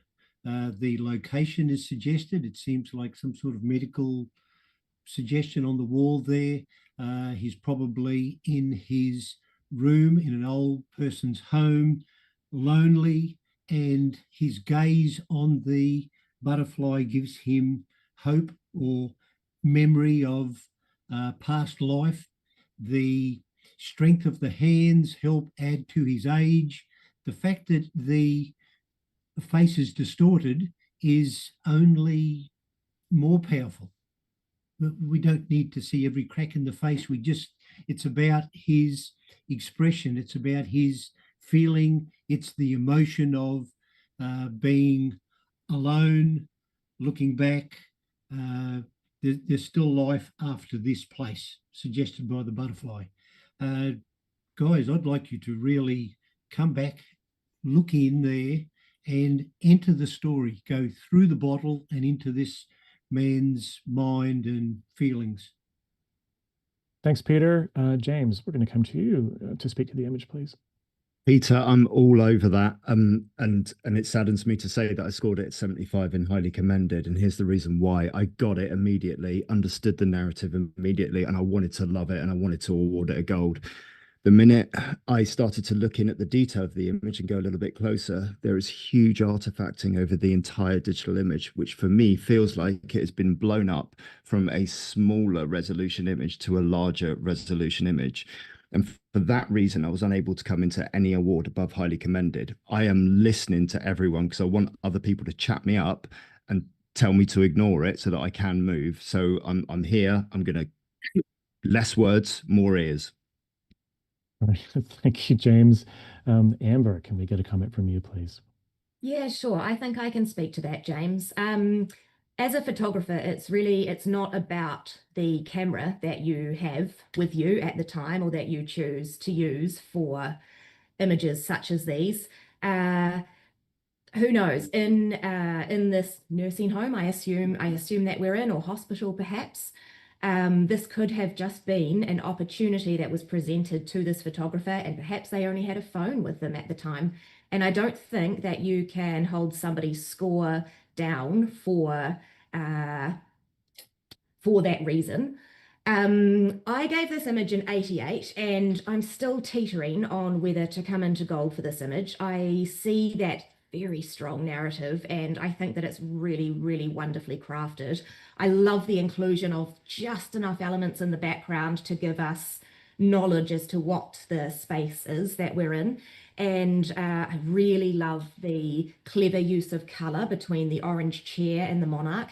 Monarchs can be symbolic of so many things, and for me in this image, I really feel like it's it's representative of a person who maybe has already passed on, or something from the next world, something like that. The thing that held me out of gold initially was just how hot the subject's hand on the right hand side of the image is, and I just keep getting drawn down to that hand, and I feel like the hands are one of the most integral parts of this image, and I just really wish that that had been burned in a little and wasn't quite so distracting, so that we could really keep coming back into the man's face. So Peter, if you can explain that to me, then I think I can come up to gold for this. Bruce, can we get just the quickest comment from you, please, if you've got something to add? Yeah, sure. I was with I think it was James with the issue with the actual whole image technically, but I think everybody's right, and I had to reevaluate. So I'm going to come up because it isn't about the gear. Sometimes it's purely about the story. And the story I get here is that this man is trapped in a home.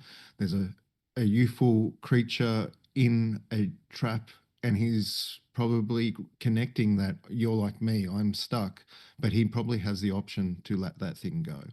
So yeah, I'm definitely coming up. Yeah, let this be a lesson that not every bit of gear needs to be amazing to get amazing scores. All right, brilliant. Thank you, Bruce. Peter, right of reply. Thanks, Bruce and Amber, for your support there. You put things in ways that I possibly didn't put so clearly at the start. The trapped butterfly and the trapped man in his little room in the home medical unit, that alone, that the concept is gold. The shallow depth of field, which I think is reinforcing the almost over sharpened hands, only adds to it. It's like he's been a hands-on man, but there is enough depth of field there for that face, the downturned eyes. I think the story's there, and I think the invitation to come in and feel this situation is there. Let's take it up. All right, thanks, Peter. Peter, you're going to lock your score in at 92. Other judges, you can rescore now, please. And well done, Peter. We've moved up to a 90, a gold award. Congratulations to the photographer. That's excellent. We'll move on to our next image, please.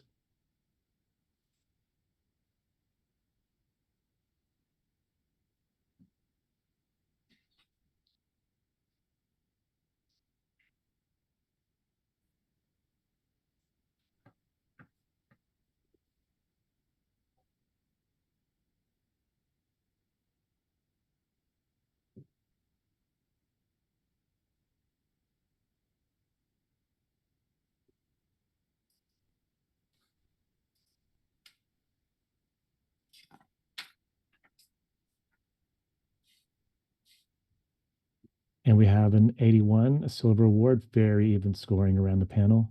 Johan, can I come to you for a comment, please? There's a wonderful intensity to this image. That focus of those eyes, the falling apart of the eye makeup, and the use of water to create a sense of difference within the image. I feel that the right-hand side with the ear trimmed adds almost too much tension there, and if it could just have been knocked back a little bit, it would be a bit stronger. All right, thanks, Johan. Can we have our next image, please?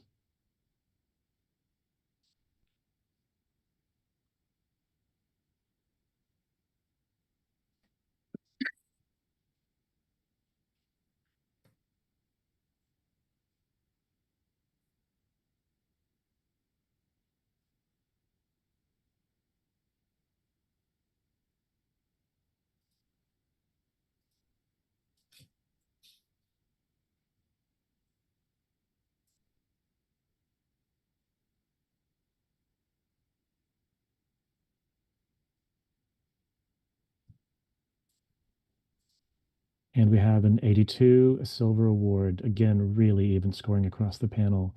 Bruce, would love to hear some feedback for the photographer. Yeah, nicely executed image. I think I would propose to the photographer is to just be a little bit more careful about saturation and clipping. We're just losing a little bit of detail through the highlights of the reds. And when you're doing wigs and stuff, be really careful of the hairline where you're coming in, because at the moment, that one, when you look at it, is a little bit blurry and a bit out of whack to the rest of the image. That's great feedback, Bruce. Thank you. Can we have our next image, please?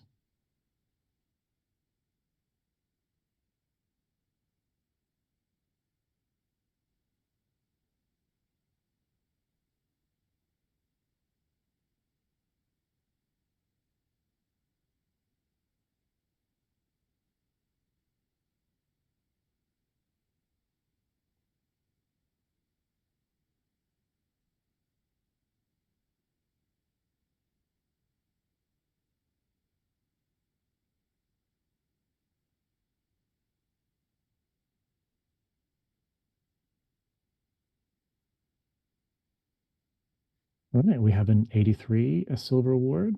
Are we all happy with that? Sure, I'll go in. Fantastic. Bruce, yes, you can challenge on 88. You can do an elective challenge, so take it away. The elective challenge. Yes, this is an amazing portrait of a man who's obviously had some struggles through life with that loss of a limb, but has built himself up in a way which, with the background, gives you an idea that he doesn't come from much. This is not when you, pardon me, when you think a lot of people who do gym stuff and bodybuilding, they usually Western media shows it as an affluent thing. This is actually an expensive way of doing stuff with your life. He's not coming from much. This is as a portrait of a man who his identity is hidden to a point. We're seeing that there is so much information just sitting around, and it's sparsely pushed around with his clothes and the whitewash dripping off the walls and stuff like that. I think as a character study, this is beautifully done. So I think it's worthy of a silver distinction. So come up. Excellent. Thank you, Bruce. Amber, can we get some comments from you, please? Yeah, this one sort of breaks my heart a little bit because it's very clearly a impressive subject who has been through, who knows, a lot. The lighting on his muscularity at the back is absolutely beautiful, and there are so many things that I really love about this portrait.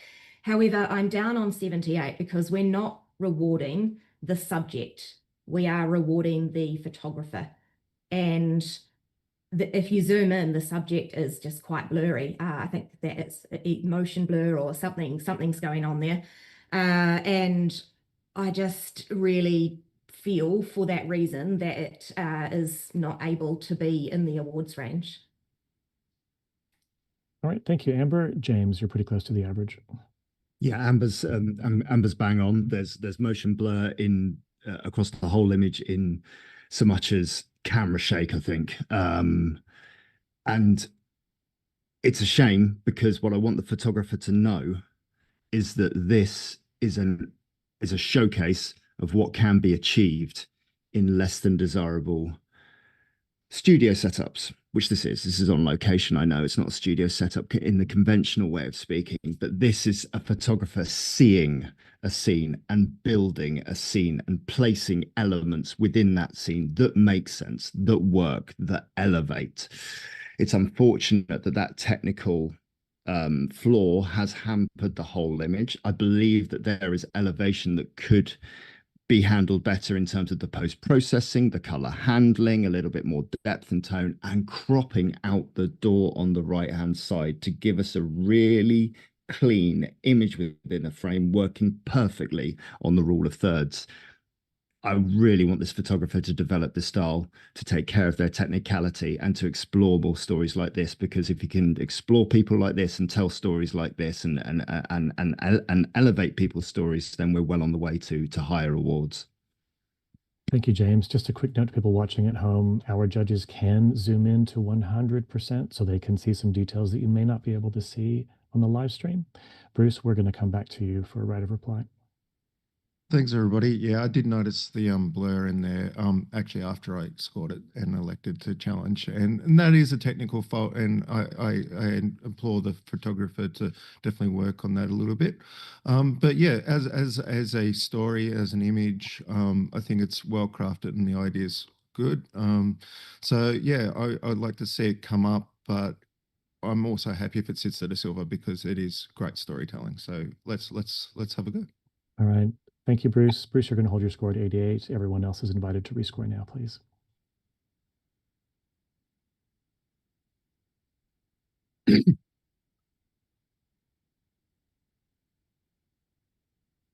And we've stayed put. 83 silver award. Thanks, everyone. That was a great discussion for the photographer. Excellent information there.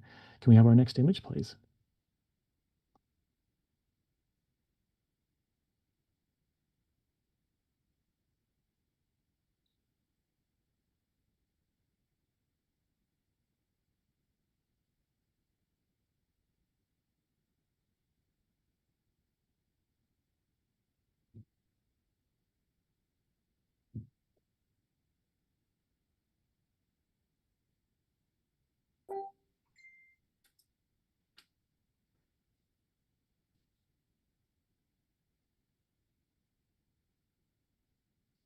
All right, we have a silver with distinction on 85. So congratulations to the entrant. Amber, can I get a comment from you, please? Yeah, certainly. I love this image. I think that the amount of information about the subjects that the photographer has managed to jam into this one frame is really to be commended. It just tells so many such a strong story. I just think the thing that holds it down a little bit for me is the cropping of that hand at the bottom. Feels quite uncomfortable, but congratulations. It's a really wonderful portrait. All right, thanks, Amber. Amber, we're going to give you a little break up from the panel now so you can have a rest, and Bruce is going to have a rest as well. Andy and Alan, the A team, you're both back on, please. And once you're settled, let's go on to our next image, please.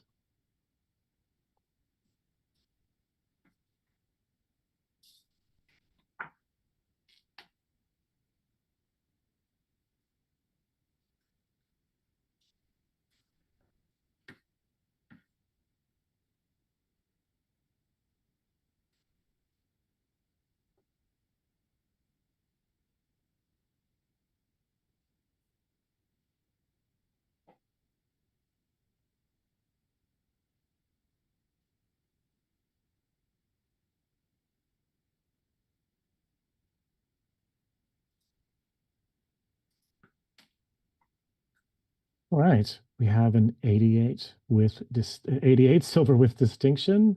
We have one judge on 90 who has the ability to challenge if they would like to. Peter, I'm going to throw you under the bus. On gold, I'd love for you to challenge this image, please. Right, thanks, Chris. I'm congratulating them not for going under the bus. I'd like to ride in the bus. I'd like everybody else to come along and hop into the bus. There's so many possible scenarios for covering his eye, and I'm sure I can think of 3 or 4 straight off. There's probably no need to extrapolate into that, but one eye is enough. When you go into that eye, it's every emotion. The photographer has really put so much power into that one eye by focusing down into that. You feel the situation. There's enough information to tell you that it's most likely environmental. This is his environment. The clothing is suiting his position, his place at the moment. The details are just phenomenal. They alone pull you in just with the quality of the details there. I'm looking at the label on the shoulder. So possibly it's a piece of clothing that he's picked up from a charity thing without judging his situation. that's where I feel that the picture is taking me. I feel it's extremely strong. I think we could take it to gold. It's worthy. I'm listening to the others' oppositions, if there are any. Brilliant. Thanks, Peter. James, can we get some words from you about this image, please? Thank you so much for coming to me on this image, and thank you very much, Peter, for elaborating on the strength of the image. I placed it 84 right at the top end of silver, and I've underscored it, and I'm going to be moving up. The main reason for that is because of the time that Peter allowed me to study it in more detail while he was giving his wonderful feedback. And I think any image that makes you want to go back and revisit it and soak in the detail more is worthy. I appreciate the label on the sleeve, adding narrative, adding a medical background to this image. But ultimately, the look straight down the middle of the lens into the camera is almost childlike. It's almost like a child that's been admonished, which is at odds with the elderly sort of state of the gentleman, and particularly those gnarled fingers. The reason why I didn't push it into a higher category first was because I felt there was something special in a recrop. I just felt that there was a tighter crop to drag us round that frame into the top corner with the eye and really drag us into that portrait. But that's neither here nor there. That's a matter of choice. The crop isn't a poor choice in this instance at all, and I'm happy to move. All right. Thank you, James. Andy, can we get a comment from you, please? Absolutely. You just went on mute, Andy. You were doing so well, and you went the wrong way. Absolutely. It was the badge on the sleeve that was holding me back from going to gold at first. And thank you, James, if that is in fact hinting at something medical, because without it, I'd be looking at that thinking it's almost Messiah-like. There's almost a biblical quality to this piece. And I love this eye surrounded by these eyebrows that are a perfect match for the beard. It's extraordinary. Oh, what the heck. I think I'll just come up. Thanks, Andy. Johan, do you have a quick comment to add? I do. That eye right in the center, I think that's a perfect placement for it because it challenges you to look back. The fact that the hand is covering the other eye allows us to create our own stories. This gentleman possibly was going to be incredibly interesting without the hand, but the hand has actually added another layer of story with the arthritic knuckles and all those other elements that show a degree of pain that we possibly wouldn't interpret just from a face. So I think this photographer has done a marvelous thing in telling a multi-layered story. I gave it an 89. I'm happy to go up. Excellent. Thank you, Johan. Peter, let's come back to you for a right of reply. Yeah, I've only heard support and suggesting of going higher. A few little extra details that just might help people go up. The fact that the photographer has even left the dust spots on the coat, suggesting it's very hard to keep clean out there when you don't have a bathroom and everything that we all love to surround ourselves with. His eye and his expression is really asking for a response. It's an invitation in, but it's an invitation to let us finish the story. So I think it's very clever that the photographer has created this image here and inviting us in to, you complete it. What next? What happens from here? Yeah, there's so much storytelling. This is gold. Thank you, Peter. Peter, you're going to lock your score in at 90. Other judges, please rescore now.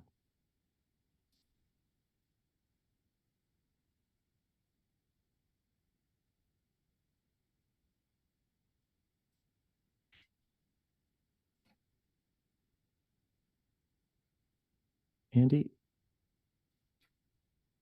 Excellent. And we have a 90, a gold award. Congratulations to the entrant. An excellent discussion team. Now, we've lost an Alan Moyle who's had to step away. So we're going to do another Moyle swap. So Bruce, it's really great that we have two Moyles. So we always can have one of you. If we could go to our next image, please.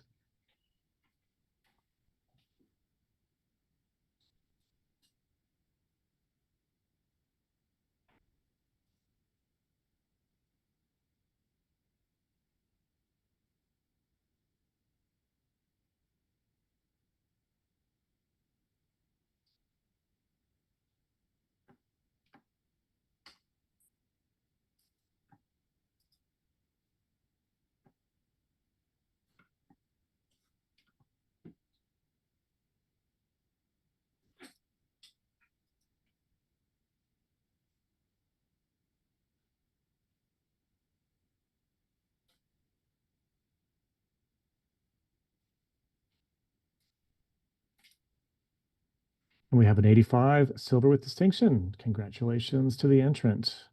Johan, could we get a comment from you, please? Yep. Love the tonality through this image. The raw beauty that exists there, the peacefulness and the calmness and the acceptance of who they are, where they are, and what they believe in. If I was to try and raise the score on this, I'd be looking for perhaps a little bit more care with the hands and their placement, just to add to the story. The finger pointing off to the right is a little bit distracted and says, look over here, but there's nothing there to look at.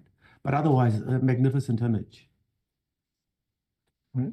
Brilliant, Johan. Thanks for that feedback. Let's go on to our next image, please.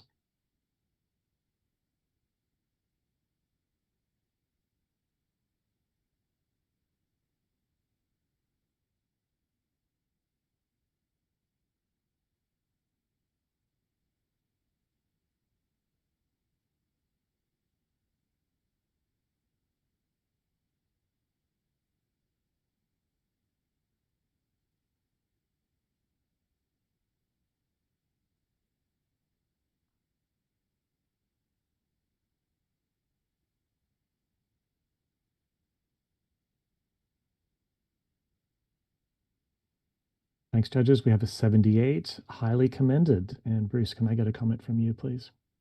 Yeah, it's an interesting portrait of this gentleman. I think the thing that is letting you down and will help you elevate is just to step back once you've done your post-production and just look at it in its entirety. The blacks and under his chin are dead black. We've got no detail down there, and I get that you're trying to like really emphasize his hands and face, but it sort of makes him disembodied. And yeah, just take it back, and then you can just ease back your post-production just to give us a little bit of hint of detail. Excellent. Thank you, Bruce. I'm going to keep moving people through the panel. We have 10 images remaining, so I want to make sure we get some excellent variety of judges. Peter, you can take a little break, and Amber, we're going to bring you back onto the panel. And then could we have our next image, please?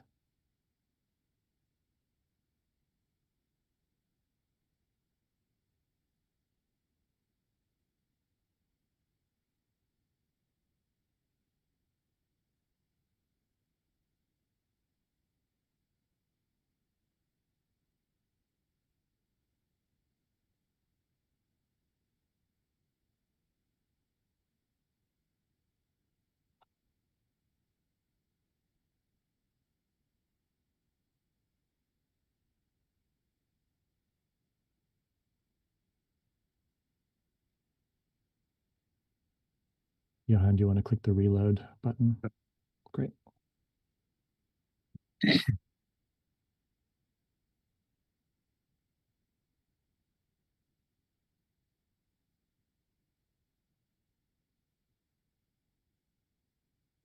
Excellent. Thank you, judges. We have an initial score of 89, silver with distinction. Going for it. Okay, Bruce, take it away. Okay, this image looks really simple. It isn't. The lighting and everything and the studio style of this is great. Like there's no faulting in it. But the thing about this is the subject. Now, contextually, this person has made themselves a work of art. They're on a plinth. They have this amazing cane. Their legs are separated. That's modern art, like the juxtaposition of somebody who can't go anywhere, yet they're still got their tools to do that there with the cane and legs just out of reach.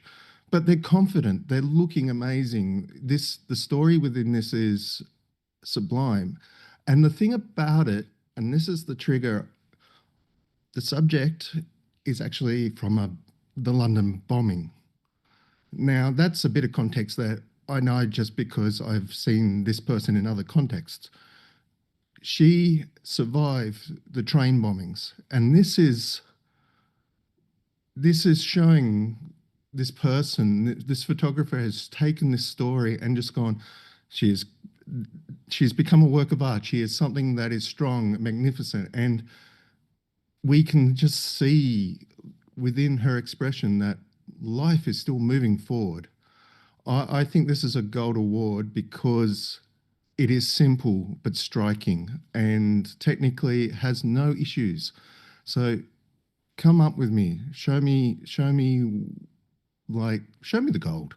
All right, thank you, Bruce. Amber, can we get a comment from you, please? Yeah, sure. I was on an 83, and I think I have perhaps underscored this a little bit, but I'm struggling to get to gold. For me, I find we clearly have a really amazing subject here, but I just find that the lighting doesn't really do that subject enough justice. And I feel like the angle of view, so we're obviously the photographer is sort of wanting to present this subject as a piece of art. And I feel like with this, the higher angle of view, it's not really doing that. I think that if the photographer had been a little lower and really putting the subject up on the pedestal, it would have really helped the narrative of this image. But I do really appreciate the obvious strength that's coming from the subject. I'm struggling to get to gold. Talk me up. Thanks, Amber. Andy, could we get some comments from you, please? Absolutely. I'll have a go anyway. I'm in support of this image, and the more I look at it, the more I want to come up. I think it definitely is a strong piece of modern art. Amber, I think if the camera position was lower, we may not have been able to see both legs, and that probably would have made the impact a little bit less intense. As it is, though, the pride in this person's face that just shows, you know, their independence and their confidence. The choice of using that box as being hollow is brilliant. It really does sit beautifully as a monochromatic piece, but we just got the little bit of color in the face that just draws us back into her world, and her expression is just one of, I guess unparalleled confidence. Let's go with that. Yeah, I'm going up. Excellent. Thanks, Andy. Bruce, write a reply. Yeah, I can understand the angle issue, but I think the thing, Amber, is you're in a gallery, you don't normally duck down to look at something. This is from a perspective as if you're walking into a gallery and you're seeing this bit of art. So, and I agree with Andy that you'd probably lose the context of the two shoes. The actual shoes, the Doc Martens, I think help sell the story as well, because Doc Martens are known for youth, and particularly really high-heeled Doc Martens as well. So this person's got a bit of swagger about them as well. And I feel the strength of her face that, yep, I've seen it, I'm doing it, is amazing. And sometimes my simple portrait can be as strong as the most complicated portrait. So the lighting wise, I think is dead on. It's not fancy. It's just what needs to be there to showcase this work of art. Excellent. Thank you, Bruce. Bruce, you're going to keep your score locked in at 94. All the other judges, please rescore.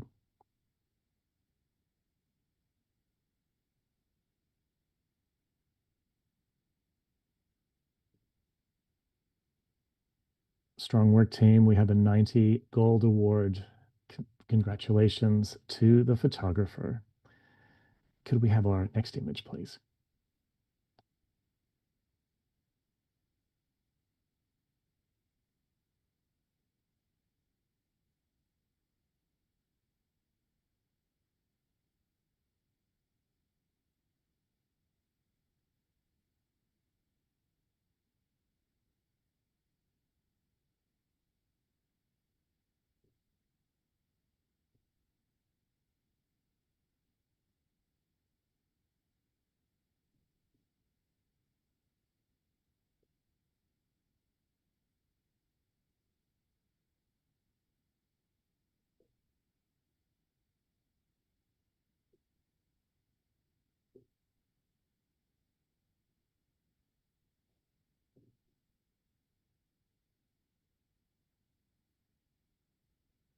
Thank you, judges. And we have a score of 82, a silver award.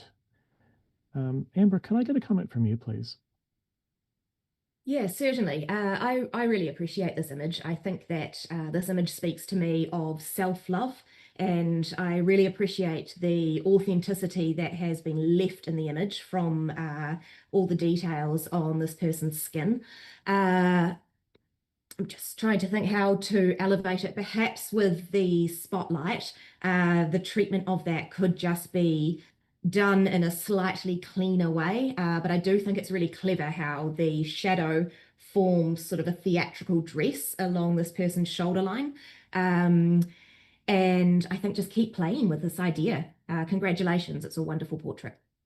Brilliant. Thank you, Amber. We're going to move some judges around again because we have Alan Moyle's triumphant return to the panel. Johan, we're going to give you a little bit of a break. Peter, let's bring you on, and Bruce, you can have a break as well. And if we could go on to our next image, please.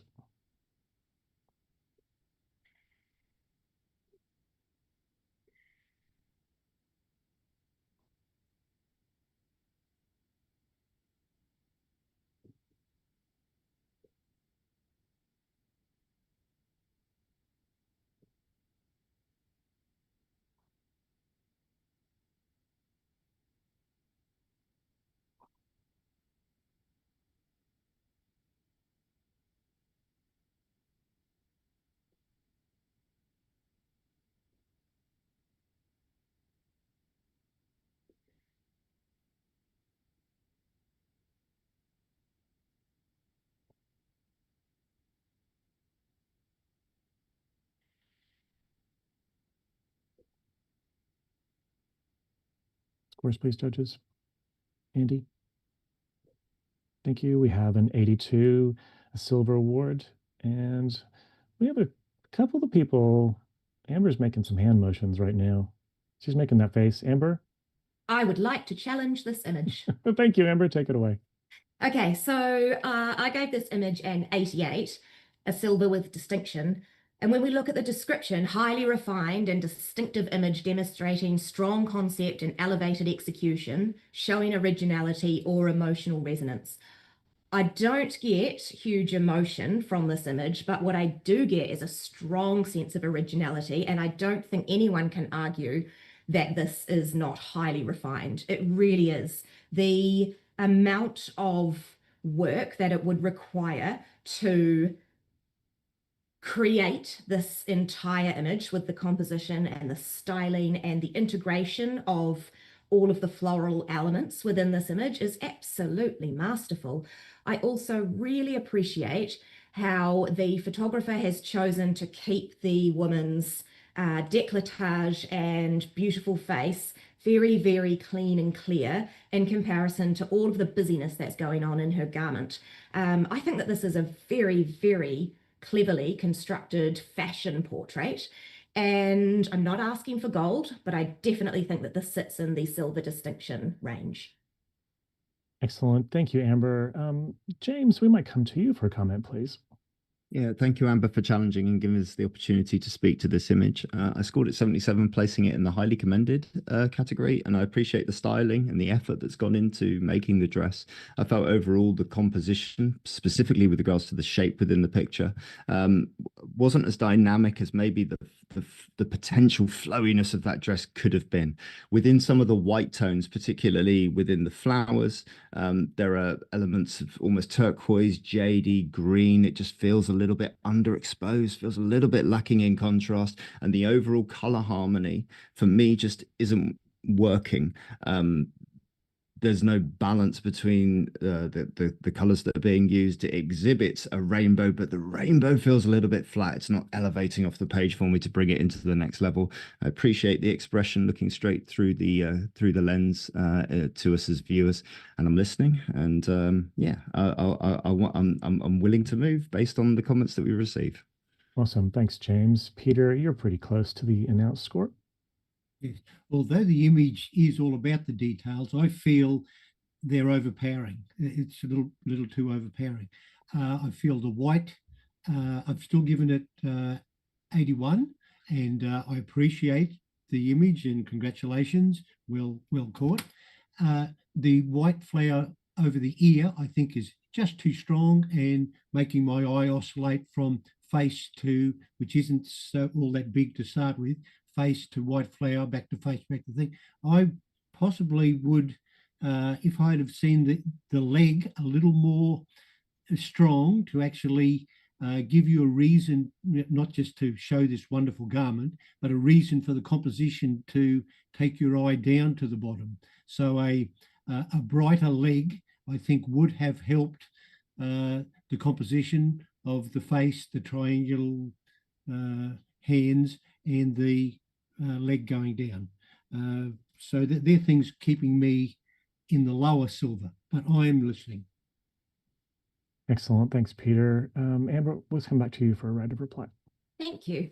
Okay, James, the muted turquoise highlights in the lighter parts of the image down the bottom, I think that the color toning in this image is just a real nod to fashion photography. This is the type of sort of vintage color toning and styling that you would have seen in magazine work of, say, the 90s.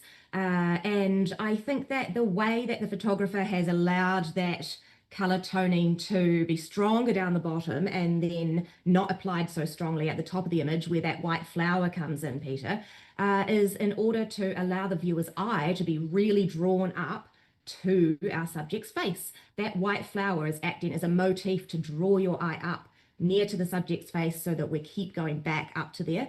Compositionally, I think that this has actually been really well crafted. It's incredibly well balanced with the colors going all around the image in the garment part of the image. There's not really any strong parts within all of those florals in there. They are so cleverly balanced without being perfectly symmetrical.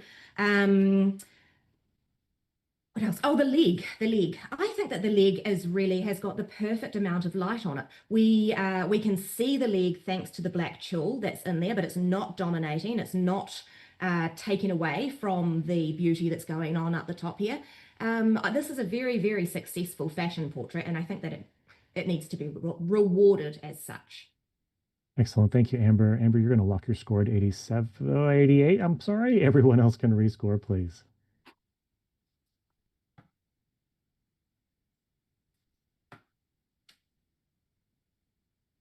All right, we've moved 1 point up to 83, silver award. Congrats to the entrant. Let's move on to our next image, please.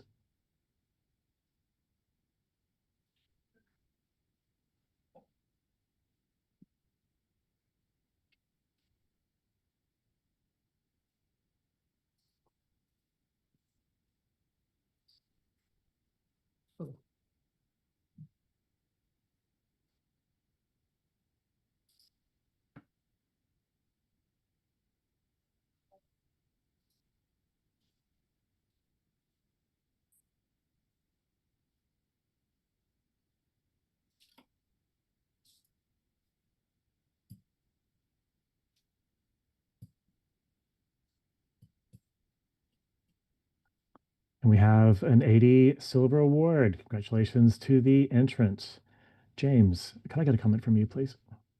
Yeah, absolutely. It's an intimidating piece of work. It's exhibiting a good use of color and a creative use of lighting, which is inviting us to draw questions. It's an unnerving image, a difficult one to look at, which invokes those feelings, which and if that is the author's intention, then it has been successfully done. In order to bring it to the next level, if we're really trying to unnerve and we really want to twist those emotions a little bit more, get in tighter, rethink that crop, particularly with the strong black element in the lower half of the image, sort of dominating that negative space. I almost want to be drawn more into that face, get wide angle, get close, and get real emotion and real rage coming through the image, and we'll be looking at bringing it into the next level. Excellent. Thank you, James. Let's have our next image, please.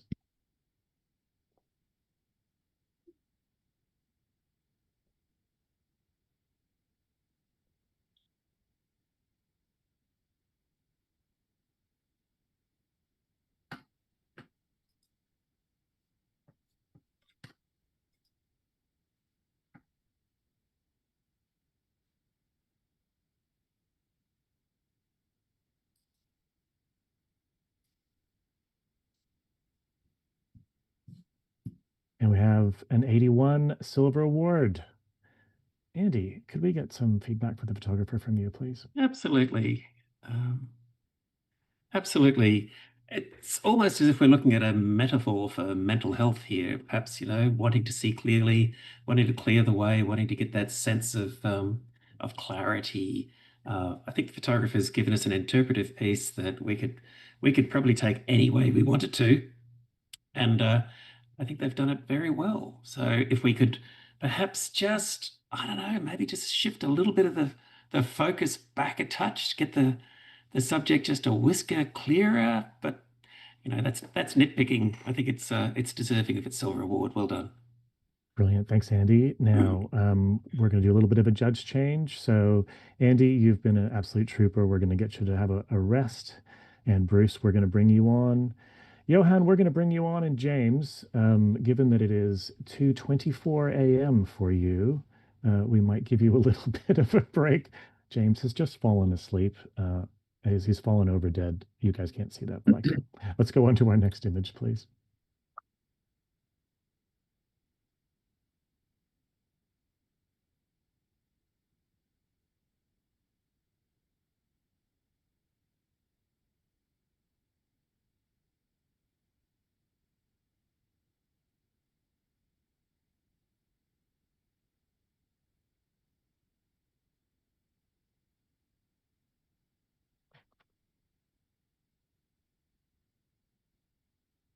Thank you, judges. Incredibly even scoring across the panel. We have an 80 Silver Award. And Amber, could I get a comment from you, please? Congratulations on the Silver Award.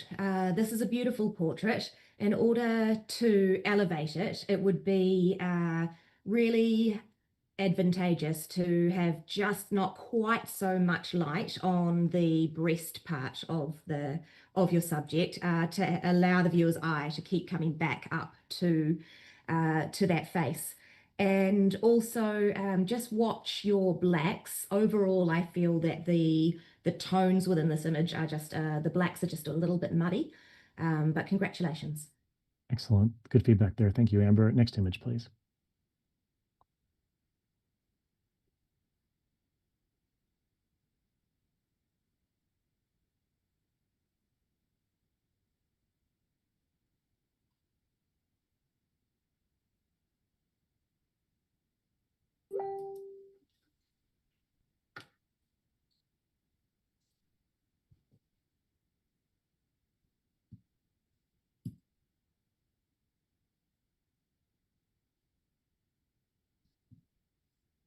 And we have an 80 Silver Award.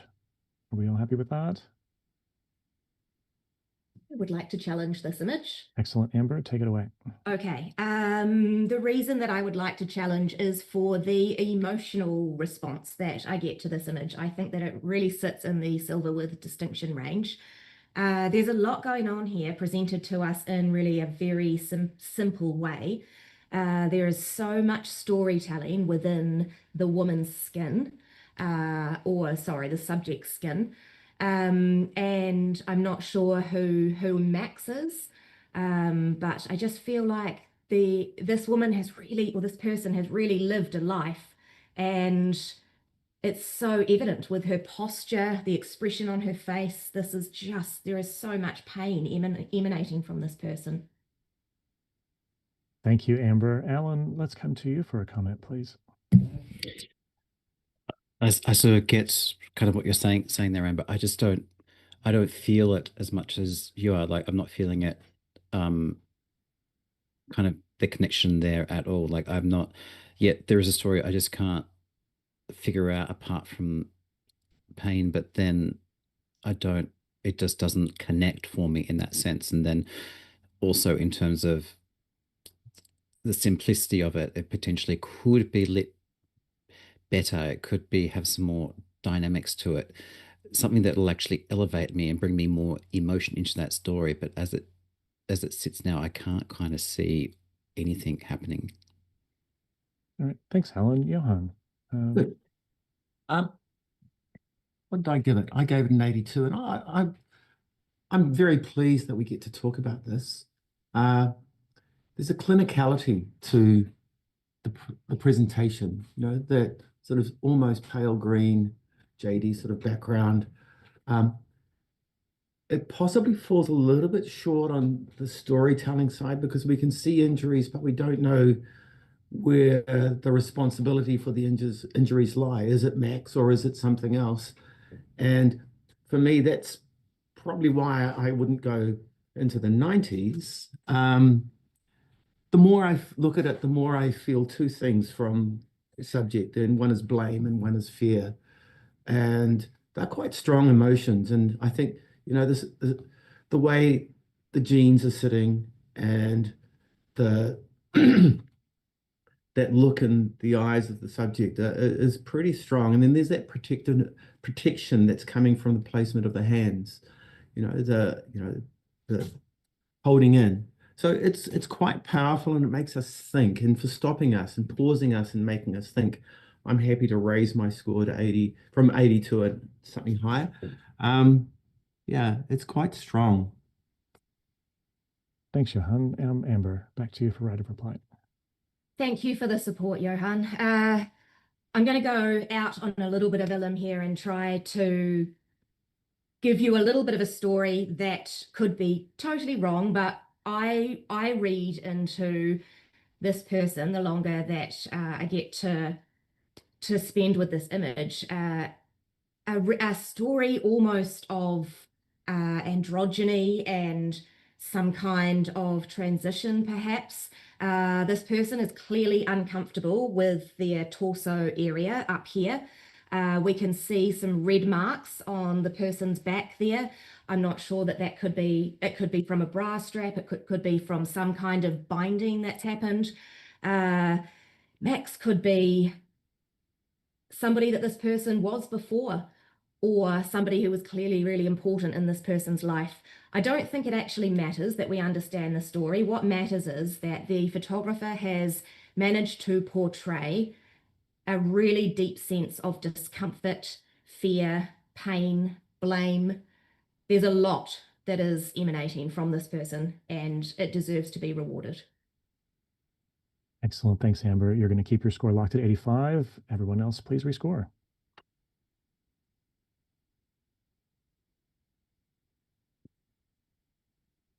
And success. We have an 85, silver with distinction. Excellent work, team. Well done. Could we have our next image, please?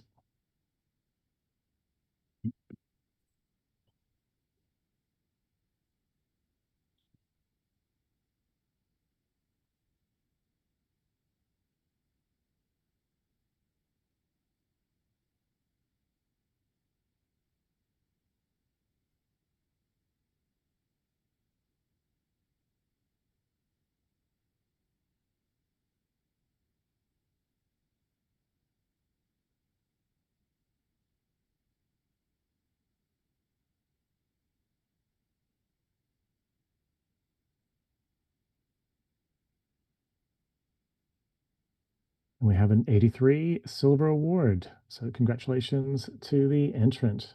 Alan, would love to get a comment from you, please.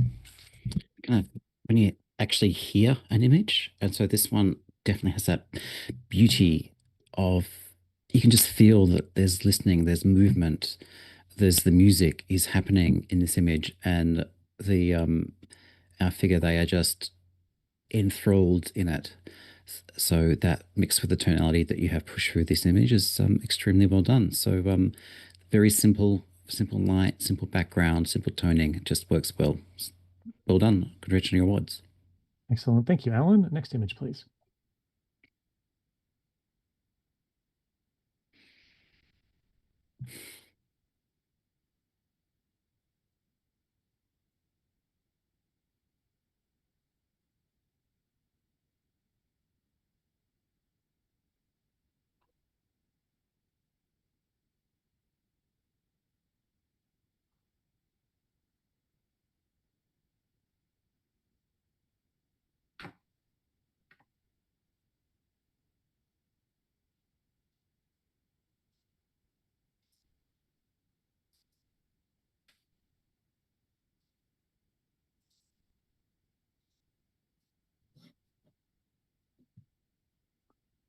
Thank you, judges. We have an 81, a silver award. And Bruce, could I get a comment from you for this one, please? Sure. Well seen. This could have been in a documentary category as well. Like, I think there's lots of story here. And I actually really enjoy that there is a handle on the left-hand side, like inviting you in to this little hairdressing shop or barber shop. Um, I'm not exactly sure, unless yeah, I'm not sure how to improve it, to be honest. I just think this could actually may do better in a different category, to be honest. Okay, thanks, Bruce. Alan, do you have any advice for the photographer on how this could be improved? I feel like all those elements are kind of there. I feel like your focus has been slightly missed on the subject. It's just more a little bit closer to us than where the sort of face is. Seeing all those elements in there is pretty amazing. I think potentially adjusting your tonality, so maybe even going into black and white, and sort of then kind of adjusting your contrast a bit there, and that will give it again a bit more of a documentary kind of feel. And then let us sort of see around and look at all those things that an old salon owner kind of in, I believe, somewhere like Italy just accumulates over the years. So Brilliant. Thank you, Alan. Let's go to our next image, please.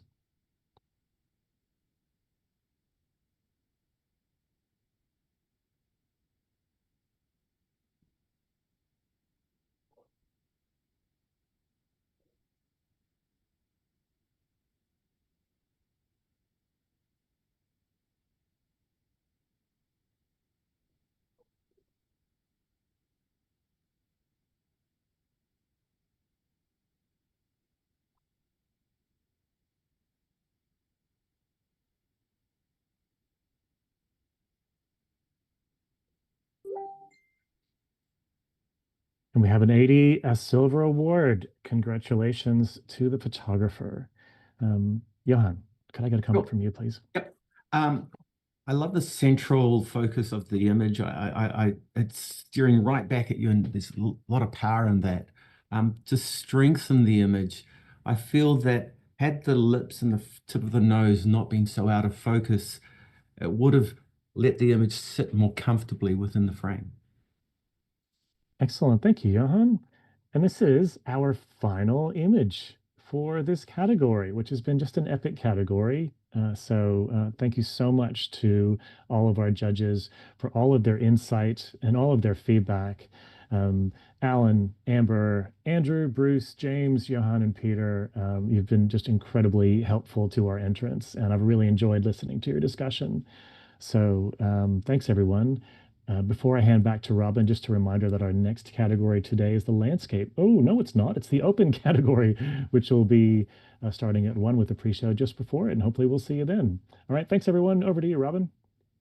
Thanks so much, Chris. Wow, what an inspirational category. I tell you what, thank you so much to our judges for providing the incredible depth of discussion from these remarkable portraits. I'm sure everyone watching was incredibly inspired. And Chris, wow, thank you for guiding the judges through such powerful and emotionally charged images in that category. It was an absolute privilege to witness such thoughtful debate, and the sincerity from our judges was just extraordinary. So thank you so much. Thank you also to our incredible entrants. Your work definitely continues to inspire and challenge all of our judges. If you didn't make it to the top 30 this year, take on the wonderful guidance provided by our judges. If you've entered online and received feedback, read it, take it on board, and use it to bring your entries for next year to a whole new level. Thank you so much to our technical crew and behind the scenes team working so hard, to our amazing sponsors, Nikon, AZO, KL, Godox, Ilford, Photography Studies College, and the Print Shop. We really appreciate everything you do. And of course, to you, our audience, thank you for joining us and supporting us in the celebration of photography. So don't forget, the winners of this category will be revealed during our live awards presentation. It's on next Saturday, the 20th of July from 5 p.m. onwards, so mark your calendars. As Chris mentioned, the next category coming up is the open category. It'll start in about an hour or so, so hopefully you can join us. But thanks again for watching the portrait category of the 2025 Australian Photographic Prize.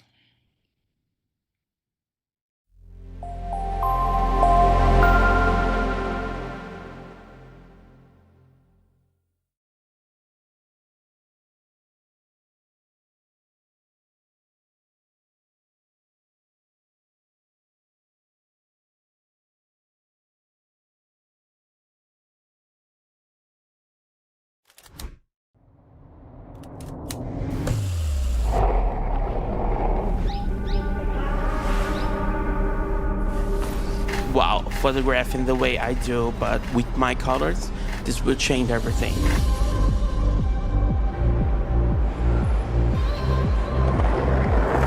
I got to see each frame, each position of its wing, and they're so beautiful that I have never seen before.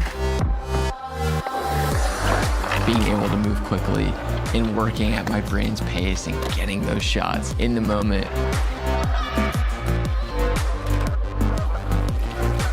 Having this camera allows you to go out and create the way you want to create. Until you use it, you cannot even imagine what you have missed. It's something I've never seen before in my entire life. It's something totally different.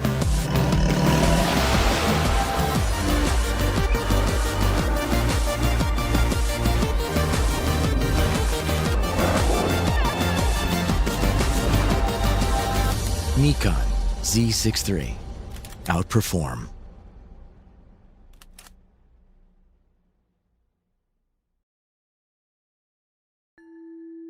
Introducing ISO Color Edge. Precision is essential for any professional working with images. Whether you're an artist, a retoucher, or a visual effects specialist, you need to know that what you see at the start of a project is precisely what you'll get at the end. Color Edge monitors give consistent, reliable accuracy that guarantee no surprises within your color workflow. So what you see in real life is what you see on screen, and what you see on screen is what you see in real life. That's precisely why professionals all over the world trust ISO Color Edge for their image creation. ISO Color Edge.